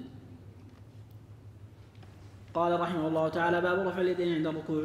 قال حدثنا قتيبة بن ابي عمر قال حدثنا سفيان بن عيينة عن الزهري عن سالم عن ابيه انه قال رايت رسول الله صلى الله عليه وسلم اذا افتتح الصلاه يرفع يديه حتى يحاذي منكبيه واذا ركع واذا رفع راسه من ركوع. وزاد ابن ابي عمر في حديث وكان لا يرفع بين السجدين. قال ابو عيسى حدثنا الفضل بن الصباح البغدادي قال حدثنا سفيان بن عيينة قال حدثنا الزهري بهذا الاسناد فذكر نحو حديث ابن ابي عمر. قال وفي الباب عن عمر وعلي ووائل بن حجر ومالك بن حارث وانس وابي هريره رضي الله عنه وابو حميد وابي اسيد وسالم بن سعد ومحمد بن مسلمة وابي قتادة وابي موسى الاشعري وجابر وعمير الليثي. قال ابو عيسى حديث ابن عمر حديث حسن صحيح. وبهذا يقول بعض اهل العلم من اصحاب النبي صلى الله عليه وسلم منهم ابن عمر وجابر وعبد الله وابو هريره وانس وابن عباس وعبد الله بن زبير وغيرهم من التابعين الحسن البصري وعطاء وطاووس ومجاهد ونافع وسالم بن عبد الله وسعيد بن جبير وغيرهم. وبه يقول مالك ومعمر والأوزاعي وابن عيينة وعبد الله المبارك والشافعي وأحمد وإسحاق. قال ابن المبارك قد ثبت حديث من يرفع وذكر حديث الزهري عن سالم عن أبيه ولم يثبت حديث ابن مسعود النبي صلى الله عليه وسلم لم يرفع إلا في أول مرة. قال حدثنا بذلك أحمد بن عبدة الآملي قال حدثنا ابن سمعة عن سفيان بن عبد الملك عن عبد الله المبارك قال حدثنا الناد قال حدثنا وكيع عن سفيان عن صليب بن كليب عن عبد الرحمن بن الأسود عن علقامة أنه قال عبد الله بن مسعود لا أصلي بكم صلاة رسول الله صلى الله عليه وسلم فصلى فلم يرفع يديه إلا في أول مرة. قال وفي الباب عن البراء بن عازب قال ابو سعد بن سعد حديث حسن. وبه يقول غير واحد من اهل العلم من اصحاب النبي صلى الله عليه وسلم والتابعين وهو قول سفيان واهل الكوفه. باب ما جاء في وضع اليدين على الركبتين في الركوع. قال حدثنا احمد بن منيع قال حدثنا ابو بكر بن عياش قال حدثنا ابو حصين عن ابي عبد الرحمن السلمي انه قال لنا عمر الخطاب رضي الله عنه ان الركب سنت لكم فخذوا بالركب. قال وفي الباب عن سعد بن انس وابي حميد وابي اسيد وسالم بن سعد ومحمد بن سلمة وابي مسعود قال حديث عمر حديث حسن صحيح. والعمل على هذا عند اهل العلم اصحاب النبي صلى الله عليه وسلم وتابعينهم بعدهم لا اختلاف بينهم في ذلك الا ما روى عن مسعود وبعض اصحابه انهم كانوا يطبقون وتطبيق منسوخ عند اهل العلم. قال سعد بن ابي وقاص كنا نفعل ذلك فنهينا عنه وامرنا ان نضع الكف على الركب. قال حدثنا قتيبة قال حدثنا ابو عوانة عن ابي عفور عن مصعب بن سعد عن ابي سعد بهذا. وابو حميد السعدي اسمه عبد الرحمن بن المنذر واسم ابي اسيد مالك بن ربيعه وابو حصين عثمان بن عاصم الاسدي وابو عبد الرحمن السلمي وعبد الله بن حبيب وابو يعفور عبد الرحمن بن عبيد بن نسطاس وابو يعفور العبد واقد ويقال وقدان وهو الذي روى عن عبد الله بن ابي اوفى وكلاهما من الكوفه. فما جاء انه جاء في يديه عن جبهه في الركوع. قال حدثنا ابو دار قال حدثنا ابو عامر العقدي وقال حدثنا فتح بن سليمان قال حدثنا عباس بن سالم بن سعد انه قال اجتمع ابو حميد وابو اسيد وسالم بن سعد ومحمد بن سلمة فذكروا صلاة رسول الله صلى الله عليه وسلم. قال ابو حميد انا اعلمكم بصلاة رسول الله صلى الله عليه وسلم ان رسول الله صلى الله عليه وسلم ركع فوضع يديه على ركبتيه فكانه قابض عليهما ووتر يديه فنحاهما عن جنبيه. قال في الباب عن انس قال ابو عيسى حديث ابي حميد حديث حسن صحيح والذي اختاره العلم يجافي الرجل على يديه عن جبهه في الركوع والسجود. باب ما جاء في التسبيح في الركوع والسجود. قال حدثنا علي بن حجر قال اخبرنا عيسى بن يوسف عن ابي ذئب عن اسحاق بن يزيد الهذلي عن عون بن عبد الله بن عتبة عن مسعود النبي صلى الله عليه وسلم قال اذا ركع احدكم فقال في الركوع سبحان ربي العظيم 3 مرات فقد تم ركوعه وذلك ادناه واذا سجد قال سبحان ربي الاعلى 3 مرات فقد تم سجوده وذلك ادناه. قال وفي الباب عن حذيفة وعقبة بن عامر قال أبو سعيد بن مسعود ليس بإسناده متصل عن بن عبد الله بن عتبة لم يلقى بن مسعود والعمل على هذا عند أهل العلم يستحبون أن لا ينقص الرجل في الركوع والسجود من 3 تسبيحات. وروي عن مبارك أنه قال أستحب لما يسبح 5 تسبيحات لكي يدرك من خلفه 3 تسبيحات. وهكذا قال إسحاق بن إبراهيم قال حدثنا عن غيره قال حدث أبو داود قال بال شعبة عن المشي أنه قال سمعت سعد بن عبيدة يحدث عن المستورد عن صلة بن زفر عن حذيفة أنه صلى الله عليه وسلم كان يقول في ركوعه سبحان ربي العظيم وفي سجوده سبحان ربي الأعلى وما أتى على آية رحمة إلا وقف وسأل وما أتى على آية عذاب إلا وقف وتعوذ. قال أبو سواء حديث حسن صحيح. قال وحدثنا محمد بن بشير قال حدث عبد الرحمن بن عن شعبة ذكر رحمه وقد روي عن حذيفة هذا الحديث من غير هذا الوجه أنه صلى مع النبي صلى الله عليه وسلم ذكر هذا الحديث. باب ما جاء في النهي عن القراءة في الركوع والسجود. قال حدثنا اسحاق بن موسى الانصاري قال حدثنا معن قال حدثنا مالك قال وحدثنا قتيبة عن مالك عن نافع عن ابراهيم بن عبد الله بن حنين عن النبي عن علي بن ابي طالب رضي الله عنه النبي صلى الله عليه وسلم نهى عن لبس القسي والمعصفر وعن تختم الذهب وعن قراءة القرآن في الركوع. قال في الباب عن ابن عباس قال ليس حديث علي حديث حسن صحيح. وقالوا من أصحاب النبي صلى الله عليه وسلم بعدهم كرهوا القراءة في الركوع والسجود. باب ما جاء في من لا يقيم صلبه في الركوع والسجود. قال حدثنا عن المؤمنين قال حدثنا معاذ عن مشي عن عمارة بن معمر عن ابي مسعود رضي الله عنه قال رسول الله صلى الله عليه وسلم لا تجوز صلاة لا يقيم فيها الرجل يعني صلبه في الركوع والسجود. قال وفي الباب عن علي بن شيبان وانس بن ابي هريره ورفاعة الزرقي قال ابو سعد بن ابي مسعود حديث حسن صحيح والعمل هذا عند اهل العلم اصحاب النبي صلى الله عليه وسلم بعدهم يرون لا يقيم الرجل صلبه في الركوع والسجود. قال الشافعي واحمد واسحاق من لا يقيم صلبه في الركوع والسجود فصلاته فاسده لحديث النبي صلى الله عليه وسلم لا تجوز صلاة لا يقيم الرجل فيها صلبه في الركوع والسجود. وابو معمر اسمه عبد الله بن سخبرة وابو مسعود الانصاري اسمه عقبة بن عمرو. باب ما يقول الرجل اذا رفع راسه من الركوع. قال حدثنا ابن غيلان قال حدثنا ابو داود الطيالسي قال حدثنا عبد العزيز بن عبد الله بن ابي سلمة الماجشون قال حدثنا عمي عن عبد الرحمن الاعرج عن عبيد الله بن ابي رافع عن علي بن طبيب رضي الله عنه قال كان رسول الله صلى الله عليه وسلم اذا رفع راسه من الركوع قال سمع الله لمن حمد ربنا ولك الحمد ملء السماوات وملء الارض وملء ما بينهما وملء ما شئت من شيء بعده. قال وفي الباب عن ابن عمر بن عباس وابن ابي اوفى وابي جحيفة وابي سعيد قال حدث علي حديث حسن صحيح. والعمل على هذا عند بعض اهل العلم يقول الشافعي قال يقول في هذا في المكتوبة والتطوع وقال بعض اهل الكوفة يقول هذا في صلاة التطوع ولا يقول في صلاة المكتوبة. باب منه آخر. قال حدثنا صالح قال حدثنا معن قال حدثنا مالك عن سمي عن ابي صالح عن ابي هريرة رضي الله عنه عن رسول الله صلى الله عليه وسلم قال اذا قال الامام سمع الله لمن حمده فقولوا ربنا ولك الحمد فانه موافق قول الملائكة غفر له ما تقدم من ذنبه. قال هذا حديث حسن صحيح. والعمل عليه عند بعض اهل العلم من اصحاب النبي صلى الله عليه وسلم بعدهم من يقول الامام سمع الله لمن حمده ربنا ولك الحمد ويقول من خلف الامام ربنا ولك الحمد وبه يقول احمد. وقال ابن سيرين وغيره يقول من خلف الامام سمع الله لمن حمده ربنا ولك الحمد مثل ما يقول الامام وبه يقول الشافعي واسحاق. باب ما جاء في وضع الركبتين قبل اليدين في السجود. قال حدثنا سلمة بن شبيب وعبد الله بن منير واحمد بن ابراهيم الدورقي والحسن بن علي الحلواني وغير واحد انهم قالوا حدثني زمار قال اخبرنا شريك عن عاصم كل معنى ابي عن وائل بن حجر انه قال رايت رسول الله صلى الله عليه وسلم اذا سجد يضع ركبتيه قبل يديه واذا نهض رفع يديه قبل ركبتيه. وزاد الحسن بن علي في حديث قال زمار لم شريك عاصم كل بالله هذا الحديث قال هذا حديث غريب حسن لا نعرف احد رواه غير شريك. والعمل عليه عند اكثر اهل العلم يرون يضع الرجل ركبتيه قبل يديه واذا نهض رفع يديه قبل ركبتيه. ورواه من عاصم هذا مرسل ولم يذكر فيه وائل بن حجر. باب آخر. قال حدثنا قتيبة قال حدثنا عبد الله بن نافع عن محمد بن عبد الله بن الحسن عن ابي الزناد عن الاعرج عن ابي هريرة رضي الله عنه النبي صلى الله عليه وسلم قال يعمد احدكم فيبرك في صلاته برك الجمل. قال ابو عيسى حديث ابي هريرة حديث غريب لا نعرف من الحديث ابي الزناد الا من هذا الوجه وقد روي من هذا الحديث عن عبد الله بن سعيد المقبوري عن ابي هريرة رضي الله عنه عن النبي صلى الله عليه وسلم وعبد الله بن سعيد المقبوري ضعفه ويحيى بن سعيد القطان وغيره. باب ما جاء في السجود على الجبهة والانف. قال حدثنا ابن داود قال حدثنا ابن قال حدثنا في مسلم قال حدثنا عباس بن سالم عن ابي حميد الساعدي النبي صلى الله عليه وسلم كان اذا سجد امكن انفه وجبهه الارض ونحى يديه عن جبهه ووضع كفيه حذو ومنكبيه. قال وفي الباب عن ابن عباس وائل بن حجر وابي سعيد قال ابي حديث ابي حميد حديث حسن صحيح. والعمل على اهل العلم يسجد الرجل على جبهته وانفه فان سجد على جبهه دون انفه فقد قال قوم من اهل العلم يجزي وقال غيرهم لا يجزي حتى يسجد على الجبهه والانف. باب ما جاء يضع الرجل وجهه اذا سجد. قال حدثنا قتيبة قال حدثنا حفص بن غياث عن الحجاج عن ابي اسحاق قال قلت للبراء بن عازب اين كان النبي صلى الله عليه وسلم يضع وجهه اذا سجد قال بين كفيه. قال في الباب عن وائل بن حجر وابي حميد وحديث البراء حديث حسن صحيح غريب والذي اختاره بعض اهل العلم ان يكون يداه قريبا من اذنيه. باب ما جاء في السجود على 7 اعضاء. قال حدثنا قتيبة قال حدثنا بكر بن مضر عن عبد الهادي عن محمد بن ابراهيم عن عامر بن سعد بن وقاص عن عباس بن عبد المطلب انه سمع رسول الله صلى الله عليه وسلم يقول اذا سجد العبد سجد معه 7 آراب وجهه وكفاه وركبتاه وقدماه. قال في الباب عن ابن عباس وابي هريره وجابر وابي سعيد قال حديث العباس حديث حسن صحيح وعليه العمل عند اهل العلم. قال حدثنا قتيبة قال حدثنا احمد بن زيد عن عامر بن عن طاووس عن ابن عباس رضي الله عنه قال امر النبي صلى الله عليه وسلم يسجد على 7 أعضاء ولا يكف شعره ولا ثيابه. قال ابو عيسى وهذا حديث حسن صحيح. باب ما جاء في التجافي في السجود. قال حدثنا ابو بكر قال حدثنا ابو خالد عن عمرو عن داود بن قيس عن عبد الله بن أقرم الخزاعي عن ابيه قال كنت مع ابي القاع من نمرة فمرت ركبة فإذا رسول الله صلى الله عليه وسلم قائم يصلي قال فكنت أنظر إلى عفرتي إبطيه إذا سجد وأرى بياضه. قال وفي الباب عن مالك بن بحينة وجابر وأحمار بن جزء وميمونة وأبي حميد وأبي أسيد وأبي مسعود وسهل بن سعد الساعدي ومحمد بن سلمة والبراء بن عازم وعدي بن عميرة وعائشة. قال حديث عبد الله بن أقرم حديث حسن لا نعرف إلا من حديث داود بن قيس ولا نعرف عبد الله بن أقرم عن النبي صلى الله عليه وسلم غير هذا الحديث والعمل عليه عند أهل العلم. وأحمر بن جزء هذا رجل أصحاب النبي صلى الله عليه وسلم له حديث واحد وعبد الله بن أرقم الزهري كاتب وأبي بكر الصديق وعبد الله بن أقرم الخزاعي إنما نعرف له هذا الحديث عن النبي صلى الله عليه وسلم. باب ما جاء في عبد الله في السجود. قال حدثنا هناد قال حدثنا أبو معاوية عن المشعري بن سفيان عن جابر رضي الله عنه النبي صلى الله عليه وسلم قال إذا سجد أحدكم فليعتدل ولا يفترش ذراعه افتراش الكلب.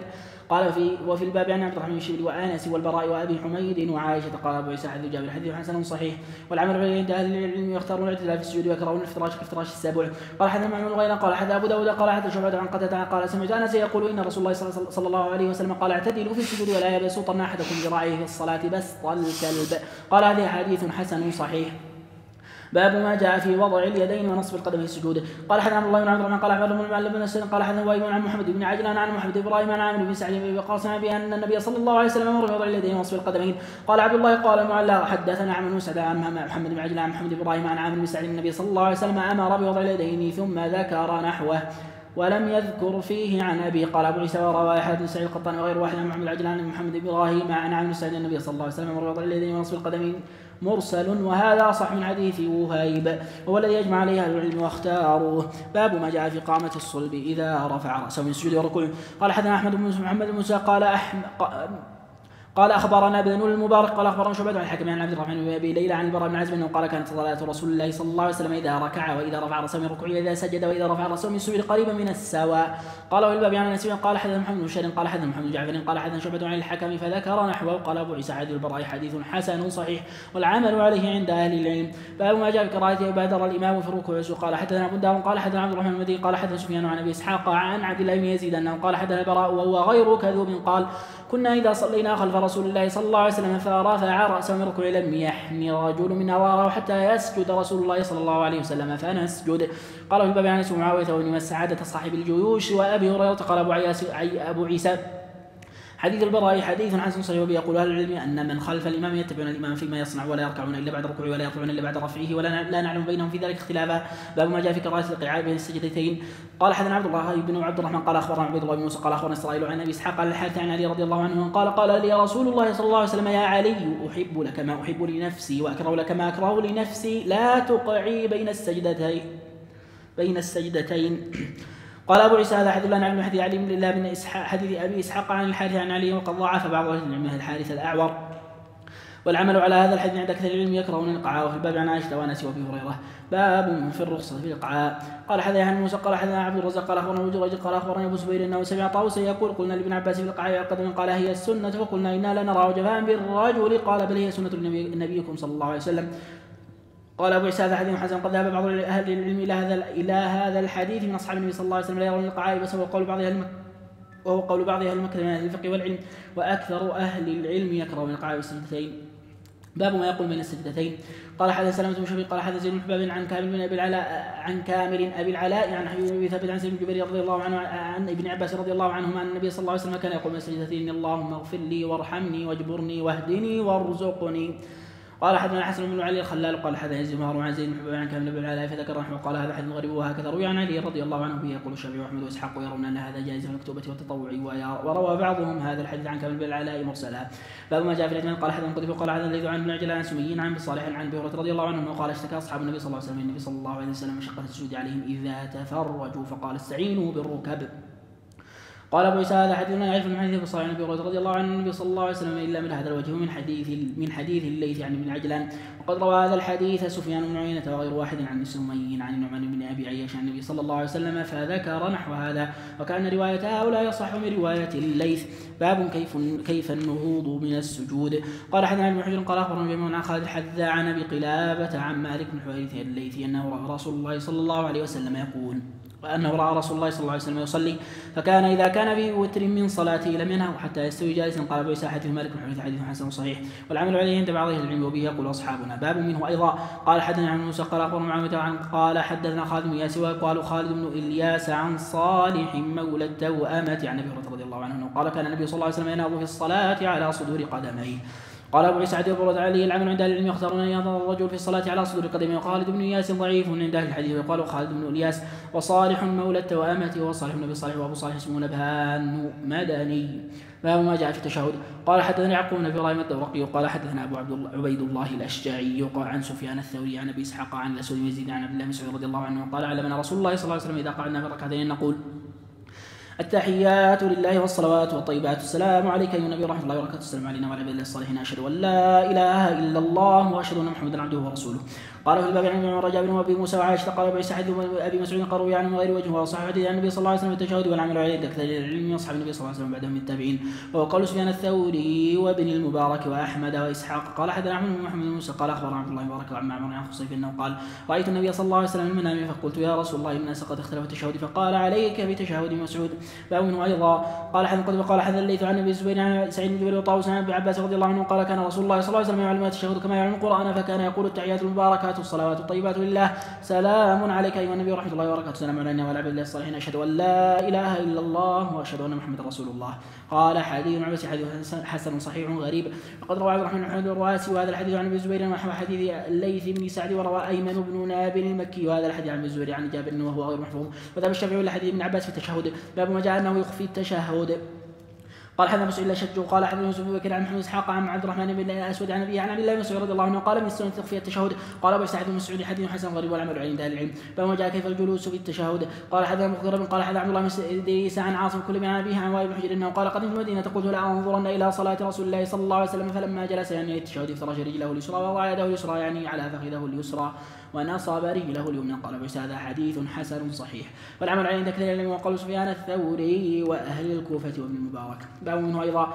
قال حدثنا مدرن قال حدثنا ابو عامر العقادي وقال حدثنا ابو مسلم المدني قال حدثنا العباس بن سالم الساعدي قال اجتمع ابو حميد وابو اسيد وسلم بن سعيد الساعدي ومحمد بن سلمه فذكروا صلاه رسول الله صلى الله عليه وسلم وقال ابو حميد انا اعلمكم صلاه رسول الله صلى الله عليه وسلم ان رسول الله صلى الله عليه وسلم جلس يعني للتشهد فافترش رجله اليسرى واقبل يصلي على قبلته ووضع كفه اليمنى على ركبته اليمنى وكفه اليسرى على ركبته اليسرى واشار باصبعه يعني السبابه. قال وهذا حديث حسن صحيح. وبه يقول بعض اهل العلم وقول الشافعي واحمد واسحاق قالوا يقعد في التشهد الاخر على وركه واحتج بحديث ابي حميد وقالوا يقعد في التشهد الاول على رجله اليسرى وينصب اليمنى. باب ما جاء في الاشاره. قال حدثنا محمد غينا وحيى موسى قال حدثنا عبد الرزاق الامام عن ابن عمر عن نافع عن ابن عمر رضي الله عنه النبي صلى الله عليه وسلم كان اذا جلس في الصلاه وضع يده اليمنى على ركبته ورفع اصبعه التي الابهام يدعو بها ويده اليسرى على ركبته باسطها عليه. قال في الباب عن عبد الله بن زبير من الخزاعي وابي هريره وابي حميد ووائل بن حجر قال ابو سعد بن عمر حديث حسن غريب لا نعرفه من حديث عبيد الله بن عمر الا من هذا الوجه والعمل عليه عند بعض اهل العلم اصحاب النبي صلى الله عليه وسلم والتابعين اختاروا الاشارات في التشهد وهو قول اصحابنا. باب ما جاء في تسليم الصلاه. قال حدثنا مدار قال حدثنا عبد الرحمن الذي قال حدثنا سفيان بن اسحاق عن ابي الاحوص عن عبد الله عن النبي صلى الله عليه وسلم انه كان يسلم عن يمينه وعن يساره السلام عليكم ورحمه الله والسلام عليكم ورحمه الله. والباب عن سعيد بن وقاص وابن عمر وجابر بن سمره البراء وعمر وابن حجر وعمير عميره وجابر بن عبد الله. قال ابو عيسى حديث ابن مسعود حديث حسن صحيح والعمل عند اكثر اهل العلم من اصحاب النبي صلى الله عليه وسلم بعدهم وهو قول سفيان الثوري بن مبارك واحمد واسحاق بن ايضا حتى محمد النيسابوري قال حدثنا عمرو بن ابي سلمه عن زهير بن محمد عن هشام بن عروة عن عائشة رضي الله عنها أن رسول الله صلى الله عليه وسلم كان يسلم الصلاة تسليمة واحدة تلقاء وجهه ثم يميل إلى الشق الأيمن شيئا. قال في الباب عن سليم بن سعيد قال أبو عيسى حديث عائشة لا نعرف المرفوع إلا من هذا الوجه. قال محمد بن زهير بن محمد أهل الشام يروون عن ملك رواية أهل العراق عنه واشبه. قال محمد وقال أحمد بن حنبل كأن زهير بن محمد الذي كان وقع عنده ليس هو هذا الذي روى عنه كان رجل آخر قال أبو اسمه قال وقد قال بأبي عظم العلم في التسليم والصلاة وصحبه الوداع النبي صلى الله عليه وسلم تسليمته عليه كثر العلم من أصحاب النبي صلى الله عليه وسلم والتابعين وبعدهم وراقوا من أصحاب النبي صلى الله عليه وسلم والتابعين وغيرهم تسليمته واحدة مكتوبة قال الشافعي إن شاء سلم تسليمته واحدة وإن شاء سلم تسليمتين. باب ما جاء ان احد السلام مسلم قال حدثنا علي بن حجر قال حتى اخبر عبد الله بن بركان وهل يقول ابن زياد عن ابي زيد عن قرة بن عبد الرحمن الزهري عن ابي سلمة عن النبي رضي الله عنه قال حدث السلام مسلم قال علي بن حجر وقال ابن بركان يعني الا تمد امته يقول يقال كان كاتب الوزعي وقال ابو عيسى هذا حديث حسن صحيح الله هو الذي يستحب العلم يروي عن ابراهيم النخعي انه قال تكبر جزم والسلام وجزم باب ما يقول السلام قال حدثنا احمد بن منيع قال حدثنا معاويه عن عاصم الحوري عن عبد الله بن الحارث عن عائشة أنه قال كان رسول الله صلى الله عليه وسلم إذا سلم لا يقعد إلا مقدار ما يقول اللهم السلام وكسلمت وكذا ذا الجلال والإكرام. قال حدثنا قال حدثنا مروان بن معاوية وأبو معاوية عن عاصم الأحوالي فذكر بهذا الإسناد نحوه وقال تباركت يا ذا الجلال والإكرام. قال بما عن ثوبان بن عمر بن عباس وابي سعيد وابي بن ابي شعبه قال ابو عيسى هذا حديث عائشه حديث حسن صحيح وقد روى خالد الحذاء عن عبد الله بن الحارث نحو حديث عاصم وقد روي عن النبي صلى الله عليه وسلم انه كان يقول بسم الله الله وحده لا شريك له له كل الحمد ويحيي ويميت وعلى كل شيء قدير اللهم لا مانع لما اعطيت ولا معطي ولا ينفع ذا الجد منك الجد. وروي انه كان يقول سبحان ربك رب العزه عما يصفون وسلام على المرسلين الحمد لله رب العالمين. قال حدثنا احمد بن محمد بن موسى قال اخبرني مبارك الله بن موسى قال حدثنا شد بن عبد قال حدثنا ابو سمير الرحابي قال حدثنا ثوبان عن مولى رسول الله صلى الله عليه وسلم انه قال كان رسول الله صلى الله عليه وسلم اذا اراد ان يصلي من صلاه استغفر 3 مرات ثم قال انت السلام ومنك السلام وتبارك يا ذا الجلال والإكرام. قال هذا حديث صحيح. وابو عمار اسمه شداد بن عبد الله ما جاء في الانصراف عن يمين وعن شمال قال حدثنا قتيبة عنه قال حدثنا ابو الحواصي عن سماك بن حرب عن قبيصة والبين عن ابيه قال كان رسول الله صلى الله عليه وسلم يوما فينصرف على جانبه جميعا على يمينه وعلى شماله. في الباب عن عبد الله بن مسعود وانس وعبد الله بن عمرو وابي هريره قال ابو عيسى حديثه البن حديث حسن وعلى العلماء اهل العلم انه ينصرف على اي جنبه ان شاء يمينه وان شاء يساره وقد صح الامر عن النبي صلى الله عليه وسلم. ويروى عن علي بن ابي طالب انه قال ان كانت حاجته عن يمينه اخذ عن يمينه وان كانت حاجته عن يساره اخذ عن يساره. صلى الله وسلم على نبينا محمد. جمعية الدعوة والإرشاد وتوعية الجاليات بأبها بالدعوة نحيا.